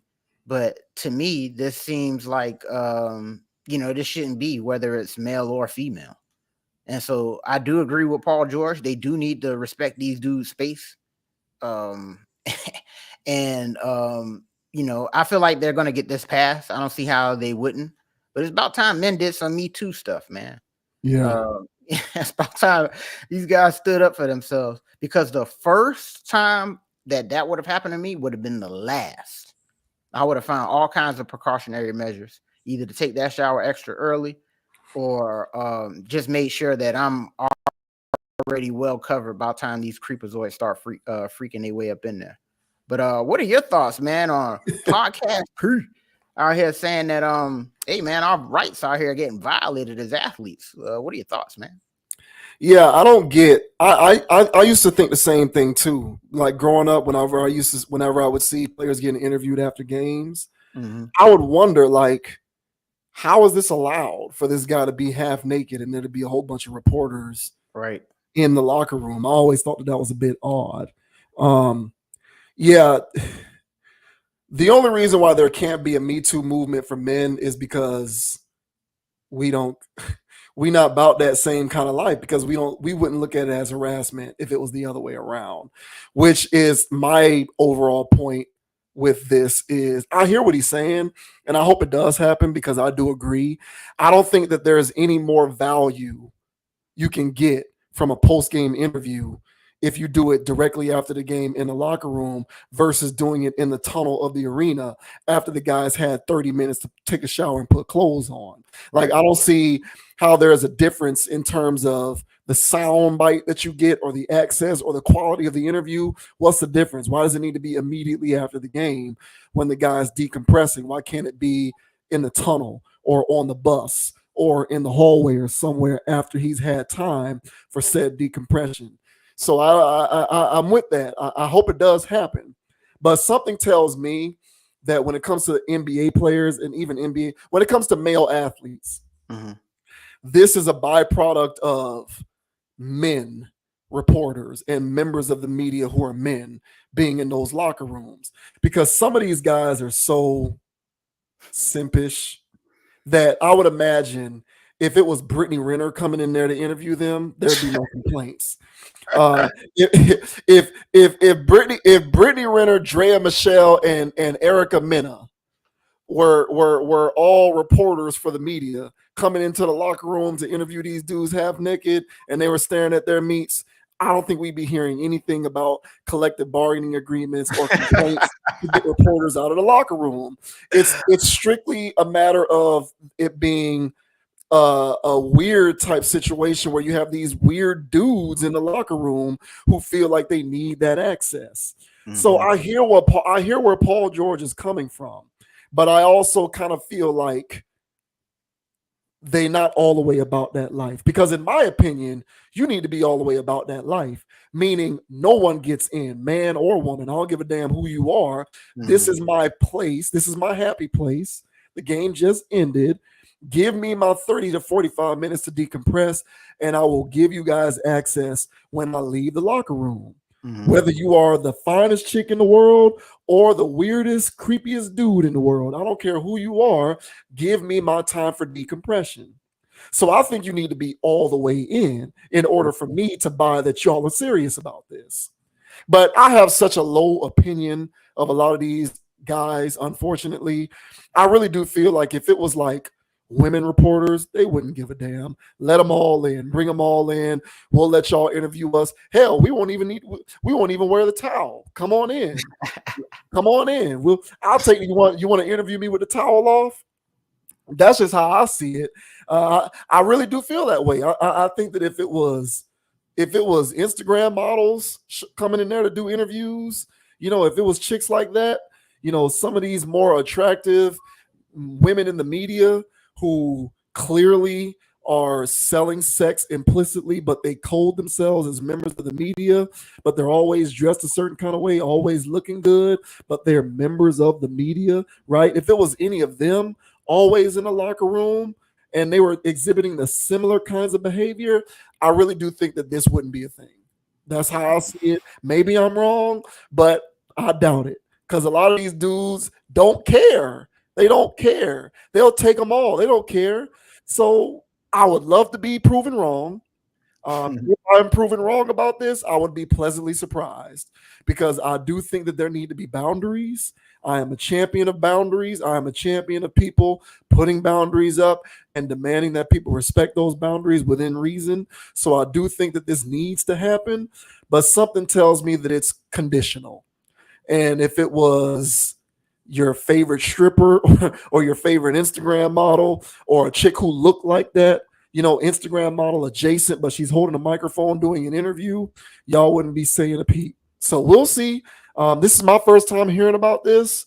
So we'll see how it plays out. I do think it needs to happen, but I do think that it is boundaries being requested conditionally. So okay, but so what would they still feel the same way if the woman looked like a cave troll and she smelled like catfish and cigarettes? You think they'll care then? You think they'll walk out naked then? I think they would treat, if it was like that, they would treat them the same way as the men. Right. Yeah. And so, but I don't want to talk about harassment much, but that's the bar for harassment is if they're attracted to the person or not. In some cases, It's not necessarily. I mean,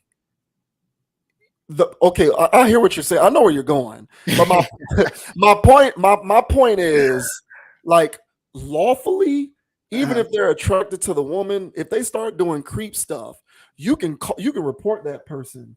And they can be filed under the guidelines of harassment.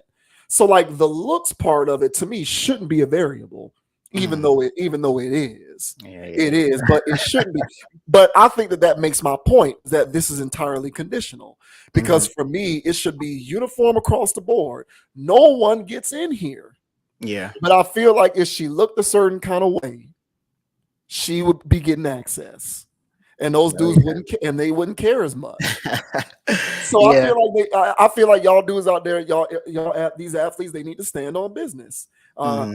It's a cure-all type thing. Everybody don't get in, and that's it. Period. Whether you are the baddest chick in the world, a member of the media, I don't care if you are Malika Andrews, Kendra Andrews. I don't care what you look like. It needs to be uniform across the board. Something tells me, though, that it's conditional, but I could be wrong. That's fair. And they'll probably get you for harassment while waving it around because you think they look good. They'll probably get your ass for harassment. But nah, I don't want her in there either. And so this whole story gives me vibes of that creepy old man in the gym. You know him, who's always naked, sitting down talking to everybody that's walking in and out the gym. Or walking in and out the locker room. Every gym I've ever been to, there's always that creepy old man, black or white. And he's just in there naked in the locker room because he's trying to see other nakedness. He's on some weird time. And I don't feel comfortable dressing out around that guy. And I'm pretty sure these reporters have that same creepy vibe of, oh yeah, he's dropping his pants right now. Let me get a look. And it's so like, I don't feel comfortable. You think it's a Mandingo type phenomenon going on? Like back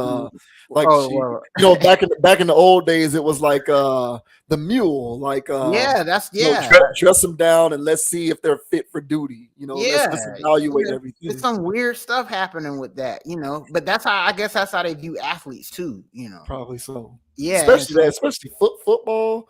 Yeah, I mean these dudes are in the combine, and some of them are like wearing what looks like underwear. Which I don't get either. Doing a 40, yeah. I don't get either. So yeah, they need to have this. I'm for players' rights when it comes to this, but there might be something to that 10 minutes after stuff where they're still a little bit unhinged. They don't want these guys to actually wind down and catch themselves. They want to catch them fresh off that loss. They want that sound bite. They don't want them to decompress. And that's probably why they're going to get pushback on this. So, but hopefully they get it passed. I was never a fan of it. Hell, even just watching ESPN, and it's like, let the man have his clothes on. What's this? So, yeah, man, let these guys live, man. I don't stand for this. Me either. It's weird. I don't either. I think it's very weird. So hopefully it goes away. Shouts out to Paul George, man. Another one of these guys who are always hurt.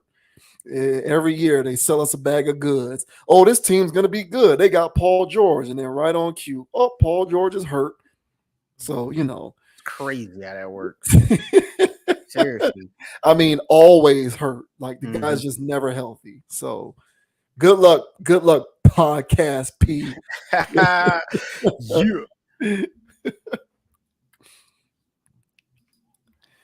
And my man Tom Brady, TB12, man. So you shared this with me. I did not know that this was happening, but Gisele Bündchen apparently is now pregnant. That's right. She's pregnant and she's with the guy. And correct me if I'm wrong. She is her jiu-jitsu instructor. Correct. Who was her jiu-jitsu instructor while she was married to Tom Brady, right? Correct. Right. Okay. So Tom Brady knows this guy very well. Yes, he should. Yes. So Gisele Bündchen is pregnant, is going to give birth to a new child with her jujitsu instructor, who is the guy that she's with post Tom Brady. And Tom Brady did some weird cryptic social media activity, and people are speculating that this was in response to that. So this says fans speculated about Tom Brady's Instagram post after Gisele Bundchen's pregnancy news. Gisele Bundchen is expecting a child with her boyfriend, 37-year-old jiu-jitsu instructor Joaquin Valente, according to a report.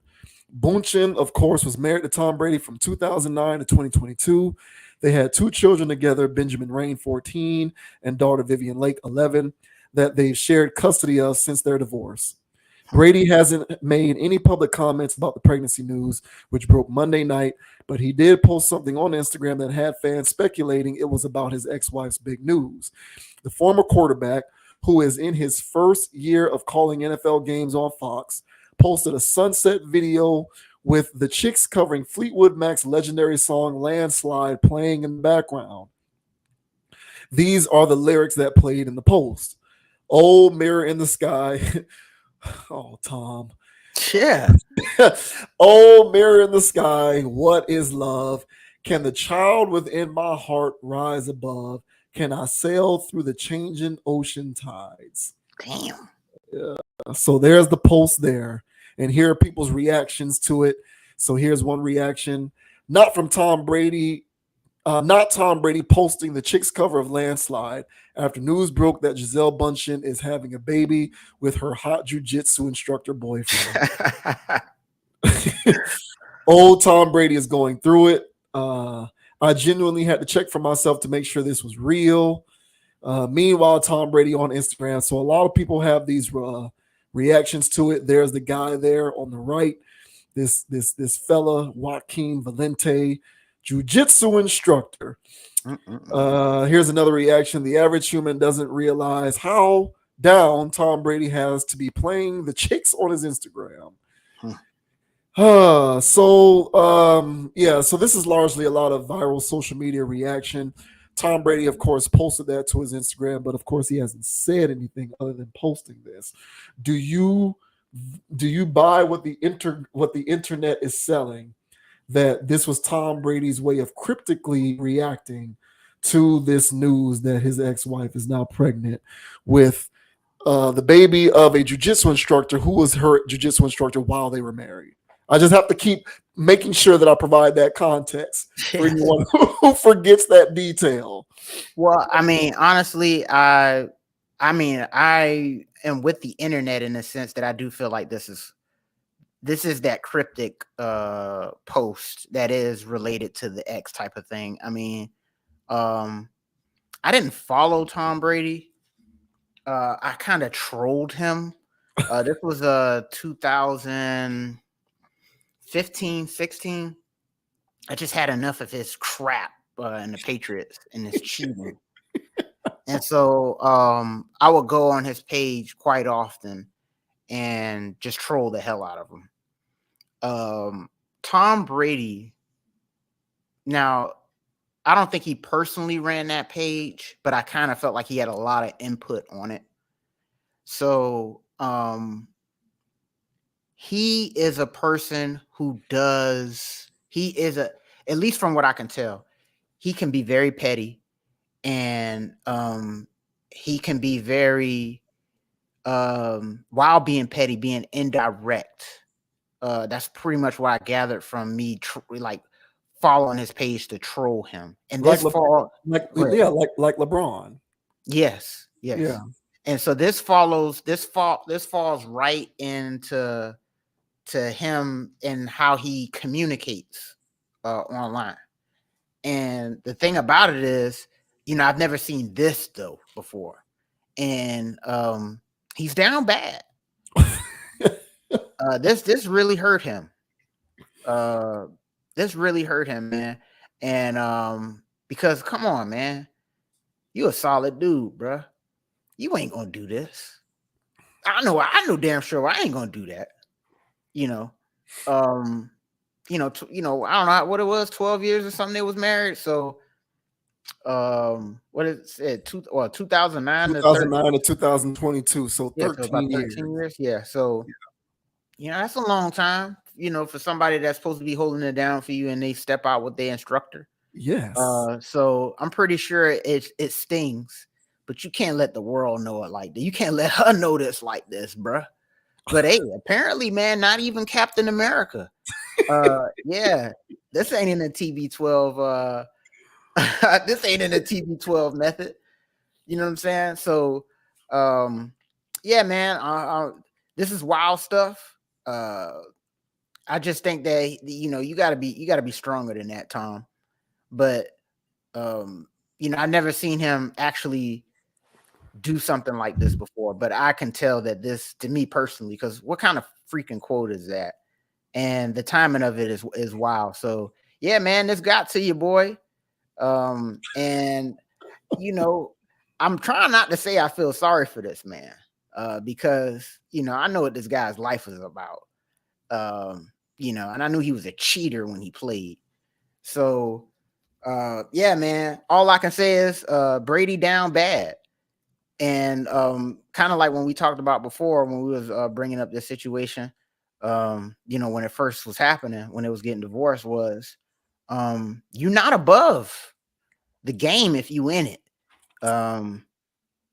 There's nothing you can do. There's not how much money you can have or status you can have if you feel as though money and status is what's gonna get you that chick. One day she's just gonna leave your ass if that's the only thing that you're actually providing. Kind of on that young guy that we was covering before, when he was talking about you gotta be hot, you gotta be popping. DDG. Yeah, DDG. And you can't be no more hot and popping than Tom freaking Brady. But it still happens to him. So cautionary tale out here, y'all. You got to make sure she's solid and down with you. And I guess she sold a good act, because I think she just pulled the rug up under him. But what are your thoughts, man, on Tom Brady out here crying a river apparently online? What are your thoughts, brother? Well, those parameters that you brought up don't really apply in this particular situation, because she is sitting on her own fortune. That's true. So Tom Brady couldn't even use the money / resources shit, because she's sitting on her own pile of money. Mhm. I was reading an article real quick that said, since 2001, she has been one of the highest paid models in the world. And in 2007, which is just 2 years before they got married, she was the 16th richest woman in the entertainment industry.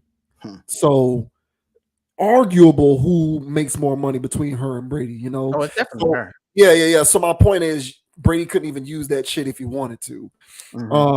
And I hear you on the petty vibes with Tom Brady. Tom Brady always struck me as being just as passive aggressive as LeBron. LeBron's just more annoying at it. Yeah, LeBron is more annoying and petty than Brady, but they're both on the same wavelength in terms of doing things subtly. And then when somebody asks him about it, they're like, "Oh, I had nothing to do with it." Like, LeBron is the king of that. It's one of the reasons why I can't stand him. It's aggravating. But Brady does similar things. And I do put this in that category. I do hear you on him being down bad. Here's what I'll say. If I am to attempt to make Tom Brady lighten his mood a little bit. All right. Here's Tom, just keep this in mind, bro. So you guys were married from 2009 to 2022. They were married for 13 years. Gisele Bündchen was born in 1980, which means they got married when she was 29. So they were married from her age 29 to 42. She's now with this guy, age 42 on. So, Tom, if there's any solace that you can take from this situation, it's that you had her in her best years. Yes, that's true. You had her in her prime. So, remember when Ray J? He put out that song, "I Hit It First." Yeah. Remember that? When Ray J put out that song, I think it was about Kanye. Yeah, with you're Kim talking about Kardashian Chloe now. saying, "Yeah, you can have her Oh, now, but I hit it yeah, first and all that good stuff." So, yeah. like, hey, look, Tom, you had it first, and not only did you have it first, but you had it when she was in her prime, arguably. 29 to 42 is a stretch of years for a woman when she's at her physical and sexual peak, if you believe the literature. And now at age 42, moving on, she is biologically on the decline. Mm-hmm. And so now this jujitsu dude is getting her on the decline. So I get it, bro. It might sting and whatnot. I get it, bro. Men are wired for that. We're always going to feel some type of way, even if we were responsible for the divorce or the breakup in the first place. We still feel like that's mine, even if we're the ones who sabotaged it. It's one of our weird, faulty mechanisms. It's in the makeup of a man. I don't explain it anymore. I just accept it. It's in our nature. I'm not bragging about it. It just is what it is. Mm-hmm. So he's probably got a lot of that going on. But hey, bro, listen, you had her when she was at her peak. So, he can pull a Ray J and claim, hey, look, man, I hit it first. Hey, look, bro. Yeah, you have it now, but I had her when she looked better, performed better, did better, was looking better. That's just my way of trying to soothe things over, because it is looking like he's a bit down bad. So, hey, bro, to Tom and to any other guy who's in a similar circumstance, just try to keep that in mind. Like, you had her when she was at her better years, particularly physically. You had her in her better years, bro. So just hopefully that can give you some solace. And another thing that I'll say about Brady real quick, Brady to me strikes me as the anti-Shaq, the anti-Drake, the anti-Shannon Sharp. Because I don't really hear much about now. I could be wrong, and for all I know, maybe Brady is just really, really discreet. Maybe Brady is just smart enough to do his business discreetly, Derek Jeter style, right? Because Derek Jeter was running all through everything going on in New York when he was doing his thing before he got married. You just didn't know about it because he was smart enough to be discreet and handle his business smartly. People talk about Drake. Derek Jeter was the NBA king before Drake. Trust me. Derek Jeter started all of this. But you wouldn't know it because he's a smart guy who doesn't draw attention to himself. He doesn't fancy himself some weirdo hip hop socialite type reality TV pop star. He kept to himself and he's reserved and he did his business and he stayed out the way. So for all I know, maybe Tom Brady is cut from that similar mold and he is out here doing what he wants. He's just being discreet. But from what I can tell publicly, it seems to me that Brady is not really cut from that cloth, but he's trying to be. Like I feel like Brady is the marriage type of guy. Oh, but, yeah. But he's, now that he's a single guy and he's Tom Brady, he's maybe trying to do the Shannon Sharp Shaq thing, and it just doesn't jive with him. Maybe it just doesn't jive with him, which to his credit, I think that's an admirable quality. So he's trying to figure out how to best navigate this new terrain for himself, where he's maybe doing that kind of stuff, but he knows he doesn't really want to be. Because, he publicly was in 2 marriages all throughout his career. And this is the first time that he's really gone on a consistent, trek of being Mr. Single Guy. Unlike Shaq and Shannon Sharp, who are just perpetually Mr. Single Guy.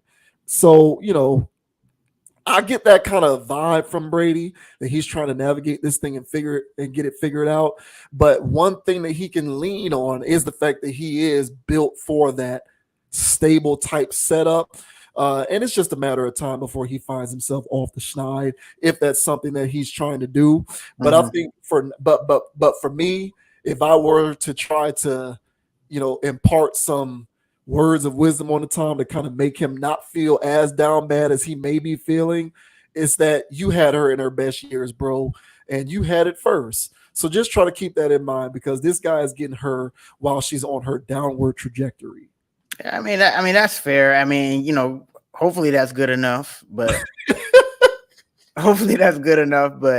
hey, man, I'm riding the he's down bad train.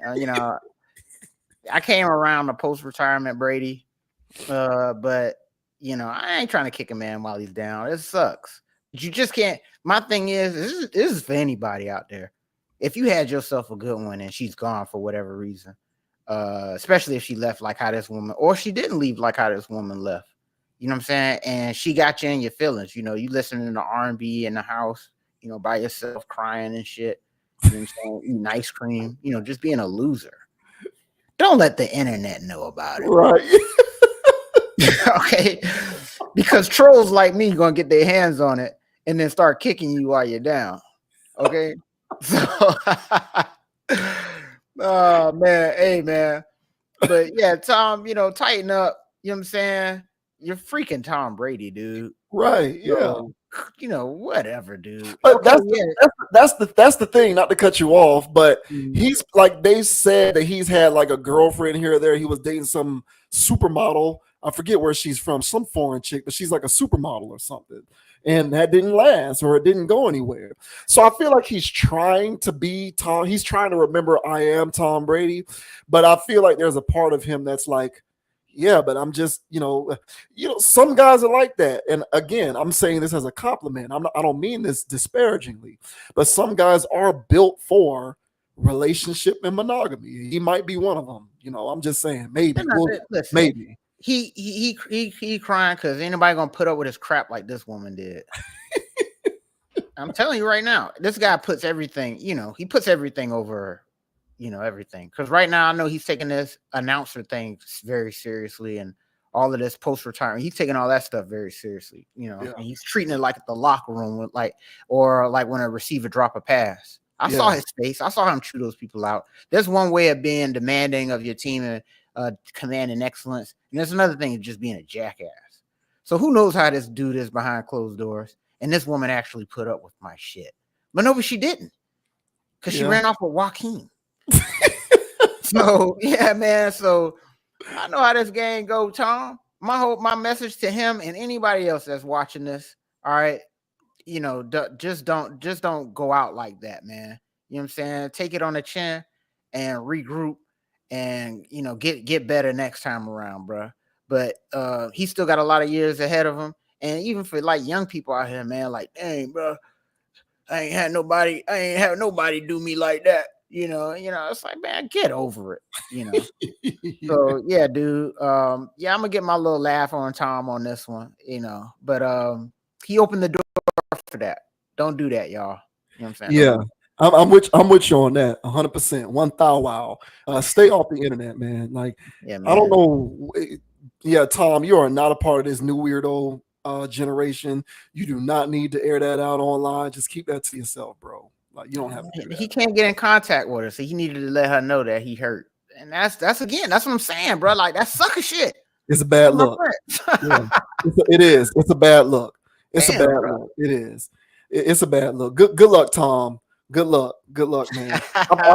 Yeah. He probably is acting like that with his announcer gig. He's probably chewing out producers and yelling at people, you know, who don't give him his notes on time. He's an intense dude by all accounts. So yeah. I know that bastard.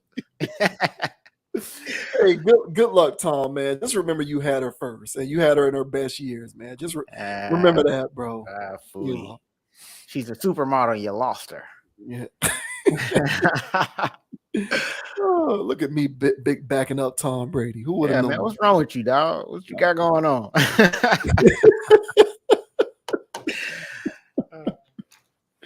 Oh God.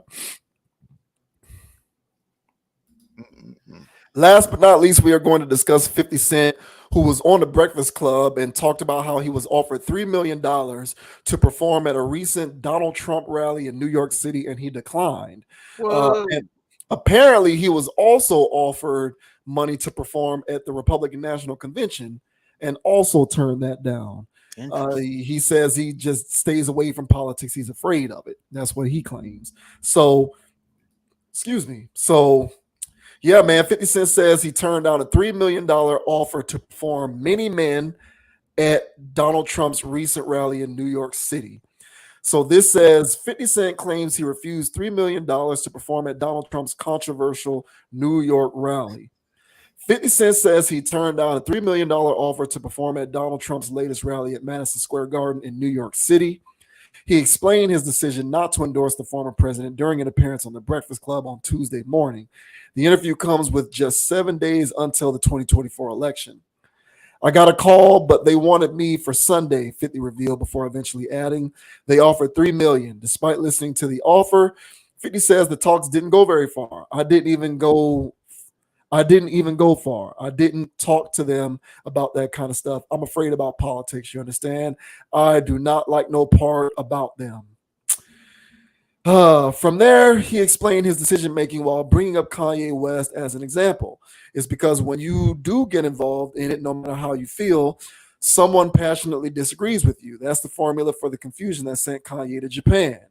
He says something about both of those things, and now he can only go to Japan.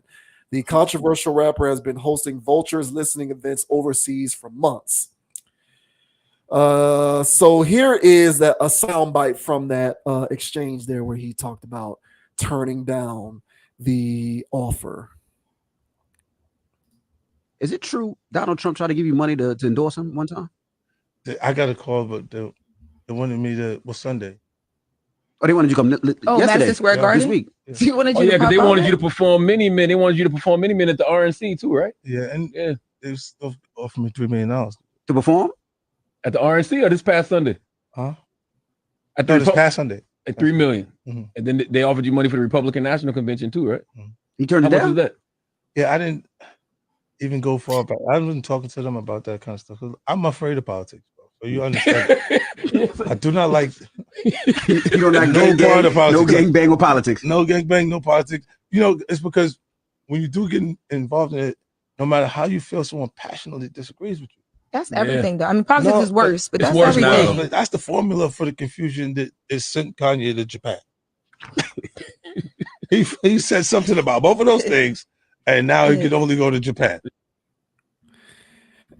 So yeah, there you have it. So I could have sworn that at certain points in the past, 50 Cent was complimentary of Trump, but I could be wrong about that. I'll need to fact check myself on whether my recollection in that regard is correct. The article goes on to say, check out 50's full comments on why he didn't perform at Sunday's rally below.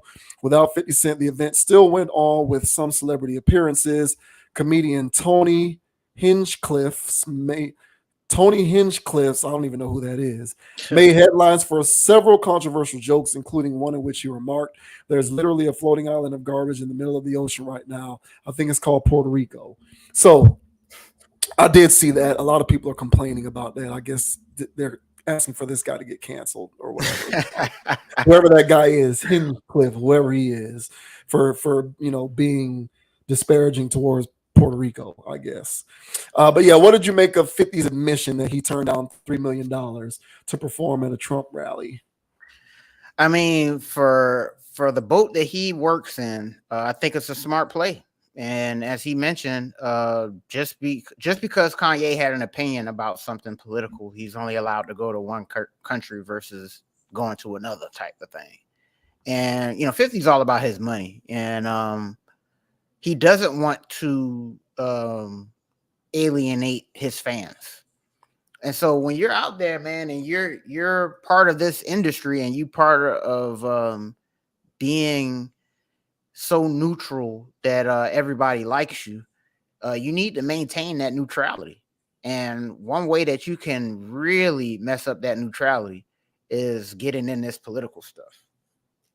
So smart play there by 50, man. I don't disagree with his notion there.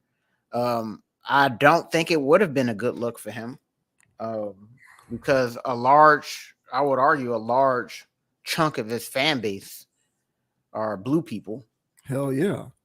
And they would start maybe boycotting his show or talking down on his shows. And, I don't like him because he like that racist.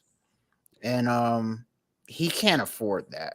A lot of those people that show up to his shows would also do that. So he wouldn't so much lose out on opportunities. He would lose out on viewership. He would lose out on social media support. There'll be people unfollowing him because of that. So if he went in either direction, I think that he would be isolating a large group on either side, but larger on the blue side. So well played by 50. One thing he's done throughout his entire career was make good money moves. And for him to turn down $3 million, if he took that $3 million, he'll lose 10. So he did the quick math and said, I'm not doing it. So smart play, man. And I think more celebrities should do that, to be honest. I don't think whatever checks that they're offering out there are good enough for certain celebrities. I'll say that. Other ones really need that check and that publicity, no matter whatever side it is. But people that's in the side of 50, yeah, it's best to make that play, because I think Jeff Bezos has got himself in hot water because of some type of political stance he took on his the Washington Post type of thing or whatever. And so now he's catching backlash, and he lost a lot of subscribers. As if he cares, maybe not. But it's still, man, if you take a stance on these types of things, if you get involved in these types of things, you're subject to lose yourself, some cash. So well played by 50. Even though I don't agree with his TV shows and stuff like that, if you're just observing him from a chest moving, career moving perspective, you got to appreciate something like that. But what are your thoughts, man, on Sir 50 saying that he's afraid of politics? He doesn't want to get involved, and he turned down $3 million. What are your thoughts, bro? Yeah, very smart move. He did the right thing, because I would imagine the vast majority of people who view his content are devotees to the DNC. I feel very comfortable saying that the vast majority of the people who watch his shows, who therefore by extension are 50 Cent fans, because they know he's the one who executive produces and he's a big part of the creative machine behind those programs. A lot of those people are going to be voting blue, going to be voting Democrat. A lot of them are devoted to the DNC. He's probably well aware of this. So it would literally be a foolish business decision to accept that invitation to go to a Trump rally, because he'd be alienating those very people. He'd literally be alienating the people who watch his shows. Yeah. Now, I think that is unfortunate. I think that a person should maintain whatever political stance they want, independent of how you view whatever they do creatively. And if you want to watch the show, go ahead and watch the show. But that is no longer the world that we live in. In the world that we live in, if you take the unpopular political stance, it can damage your career. And I'm gonna push back on you with one thing that you said. And it isn't to totally disagree. It's more so to make an amendment. When you said it wouldn't necessarily put any future opportunities at risk, I beg to differ.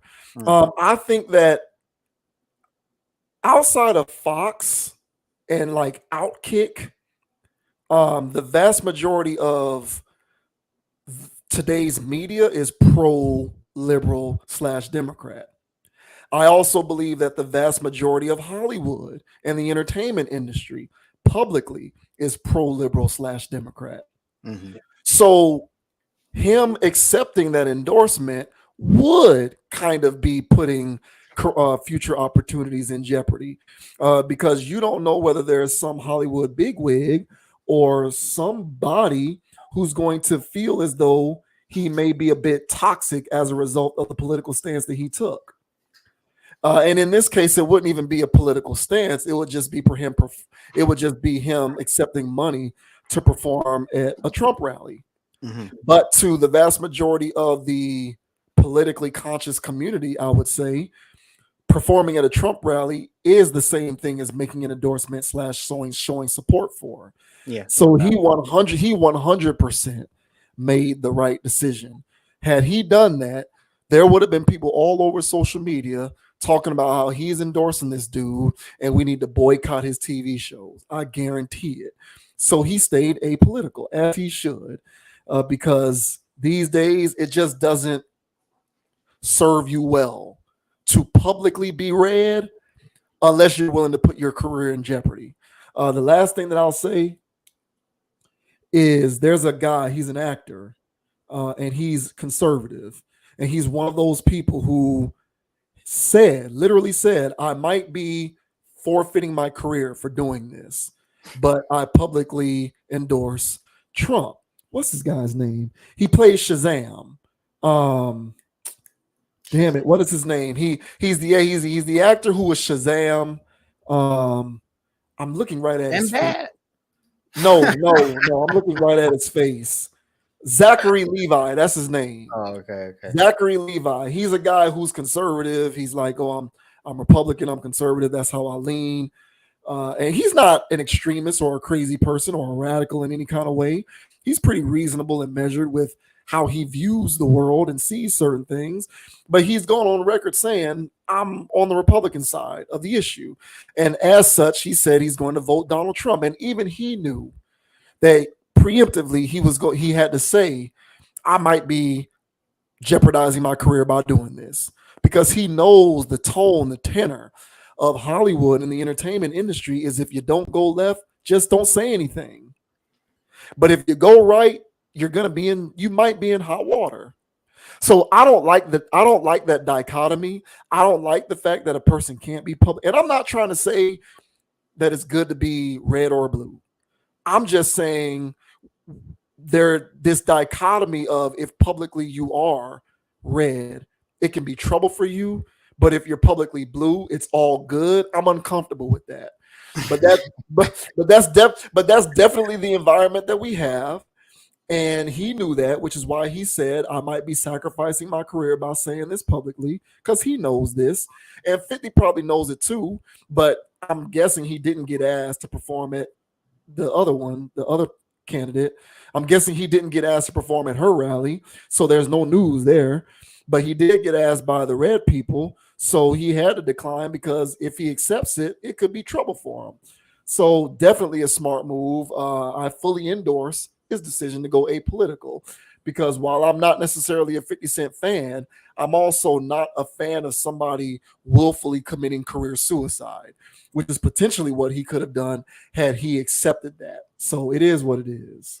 Yeah, and I think the science behind that, when you were saying that, being openly one thing is acceptable and being openly another is unacceptable.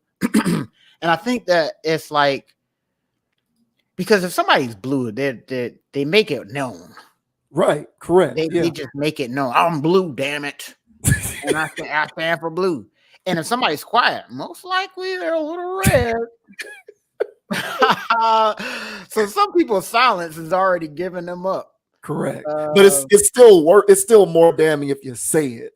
I know it's worse if you say it. That's why people don't say that at all. I saw a clip of Dave Chappelle when he was talking about it, when he asked the white dude in the audience, he said, hey, well, who you voting for? And then the guy was like, I don't know. He said, see this? That's a thing. See, white people not gonna tell you who they voting for. And I think most people need to do that. But now I bust out laughing, because I was like, I was remembering it as he said it, man. Because he was talking about, hey, whoa. I'm trying to tell you about.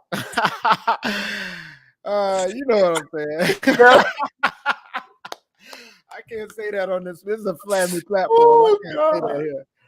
But man, I bust out laughing. That was hysterical, but very much accurate. Yes. They'll tell you everything they got going on personally. All right. They'll cry openly on Instagram that they baby mama done had a baby with another person, but they're not gonna tell you who they, you know what I'm saying? who they voting for. So I think that's very common what's going on out here. I wish that everybody kept their stuff home and in the closet. But that's clearly not how things are operating right now. But it is what it is, man. I really do wish people could have their political stances and stand on that. But that's not what people are allowed to do nowadays.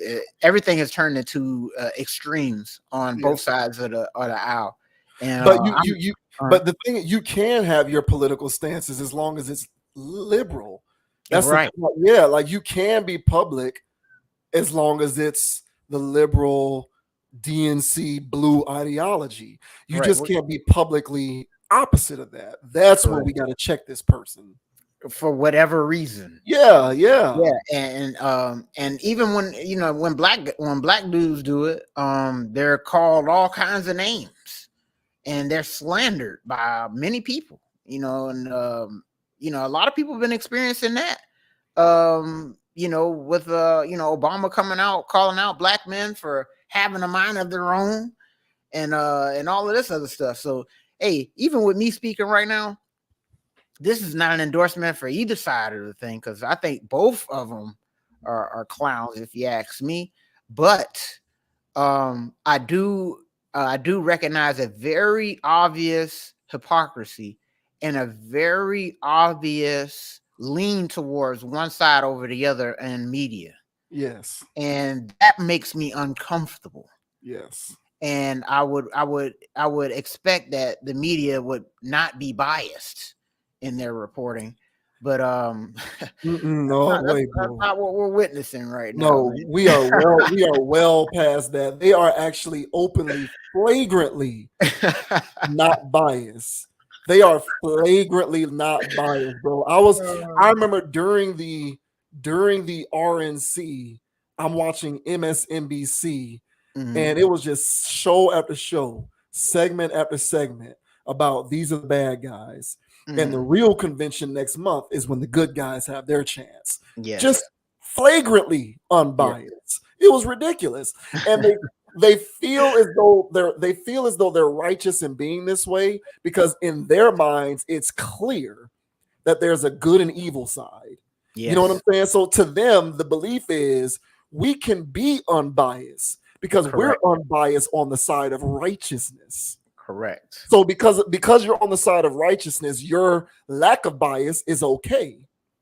So they can just do it and they don't care. And there's no penance to be paid for that. I couldn't believe it. I was disgusted. Like I found myself having to force myself to watch, and I can't believe I'm saying this, but it's the truth, so I just got to say it. I found myself literally making myself watch more Fox News, because it was the only way that I could feel as though I'm at least getting a different perspective somewhere, because it didn't matter where I was on the internet or where I was on mainstream television. It was blue, blue, blue, blue, blue, blue, blue all day, every day. And it was just, hey, are you insane? What do you mean? Those are the bad guys. Didn't you know that? Like, they're the bad guys. And so in light of them being the bad guys, you can just be flagrantly unbiased because you're righteously on the side of goodness. It's insane. It really is insane. But 50 made the right call. Yeah, he made the right call. So y'all be safe out there, man. It's extremists on both sides of the aisle right now. At work, keep that stuff to yourself. Man, it might be safe in some workspaces and stuff, but keep this stuff to yourself. And one thing about 50 works amongst all of us. His job is being in the public. So you don't talk about this stuff at work. You don't talk about this stuff in certain circles. He can talk about whatever he wants behind closed doors if he chooses, but this is not something that you do at your job.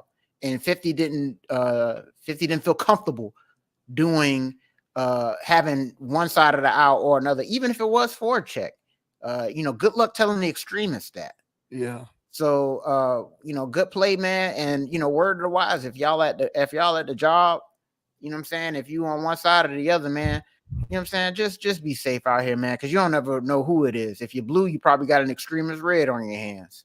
And if you're a red, you probably got an extremist blue. And one thing about it, man, people's biases while you at work or any other place where you have to actually congregate and stuff like that, man, things could get a little bit uncomfortable. And it's sad that we're in this state. And I felt like it was kind of always like this, but even more in the last few elections, where things have gotten even more heated. You can't even have a political opinion anymore. Yeah. So be safe out there, y'all. It's gotten very, very non-civil for sure. I think that you can do it. Like I agree with all of that. First of all, and again, like you said, let me be very clear. I am an independent. I'm even registered that way. I do not have a devotion to any party. I participate based on what I think makes sense. And I think both of them as well. I'm not happy either direction. So I don't even know what I got. I don't even know what I got going on this year because I'm not happy either way. I really am not. I really am not. I am very disheartened in either direction. Hey, the lesser of two evils, bro. That's all. Yeah, that's what they'll say, right? Yeah. But I think you can.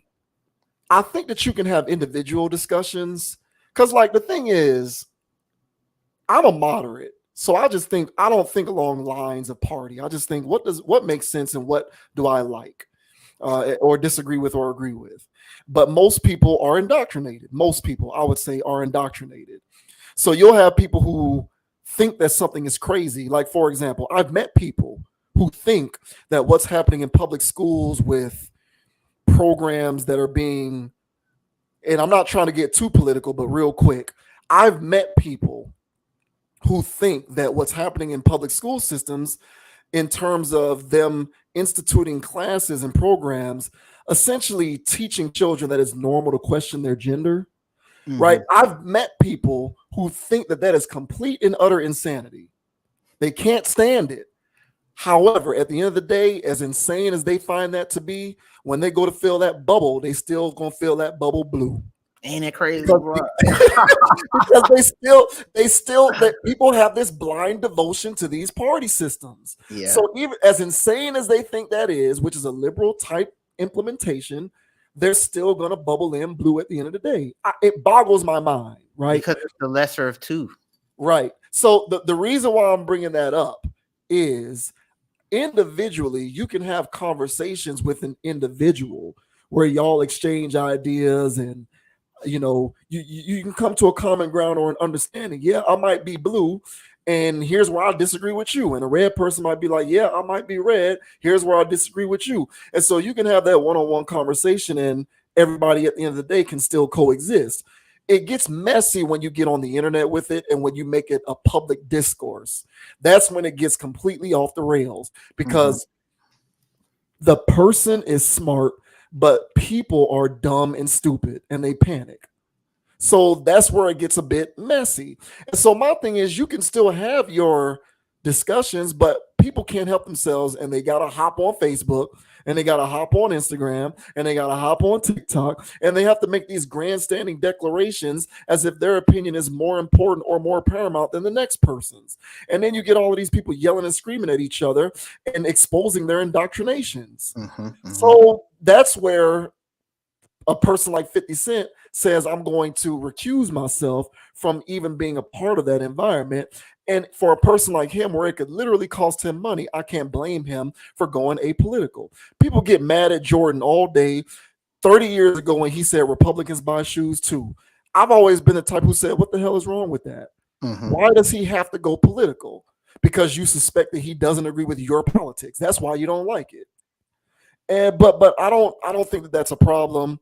And I don't disagree with what 50 did here. More people should follow suit. But as you said, and I firmly agree with this, oftentimes when a person elects to not say anything, yeah, dude, you already know where they at. Yeah, you know where they at. When they stay silent, it's not because they don't want to share it. It's because they know that what they think is going to rub the internet and the media the wrong way. And so it's like, I might as well just stay quiet and mind my business. Yep. Hey, man, I agree, bro. So, hey, y'all, lesser two evils, right? So, you want to go to a Diddy party or a Weinstein party? Which one you want to go to?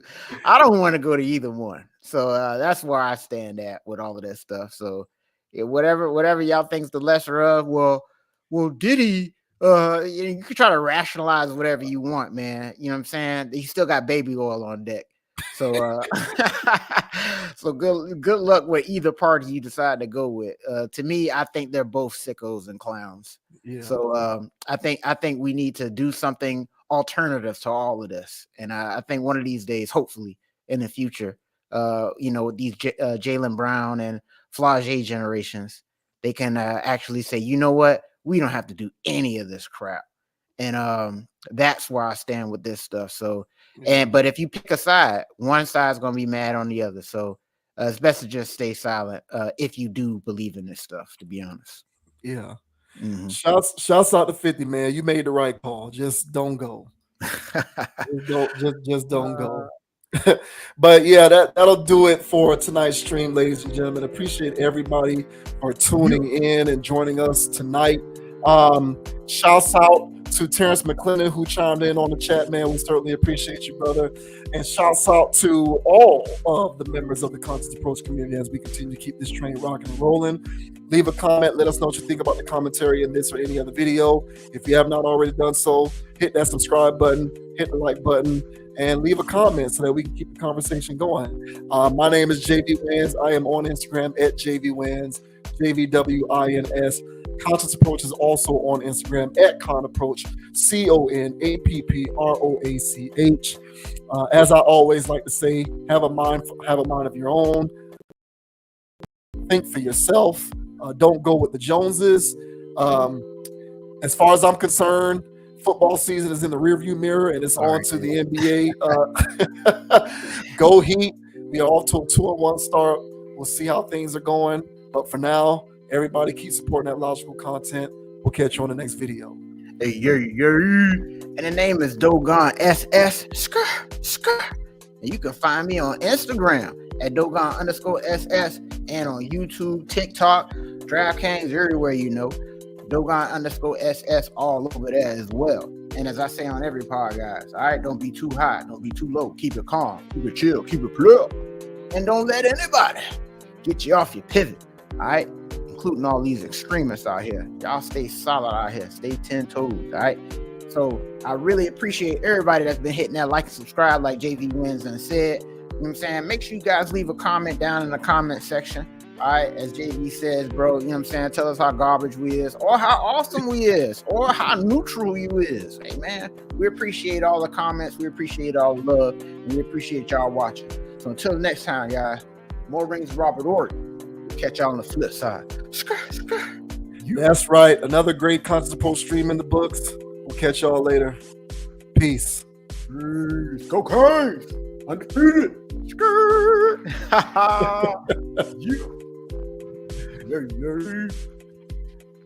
Yeah, man.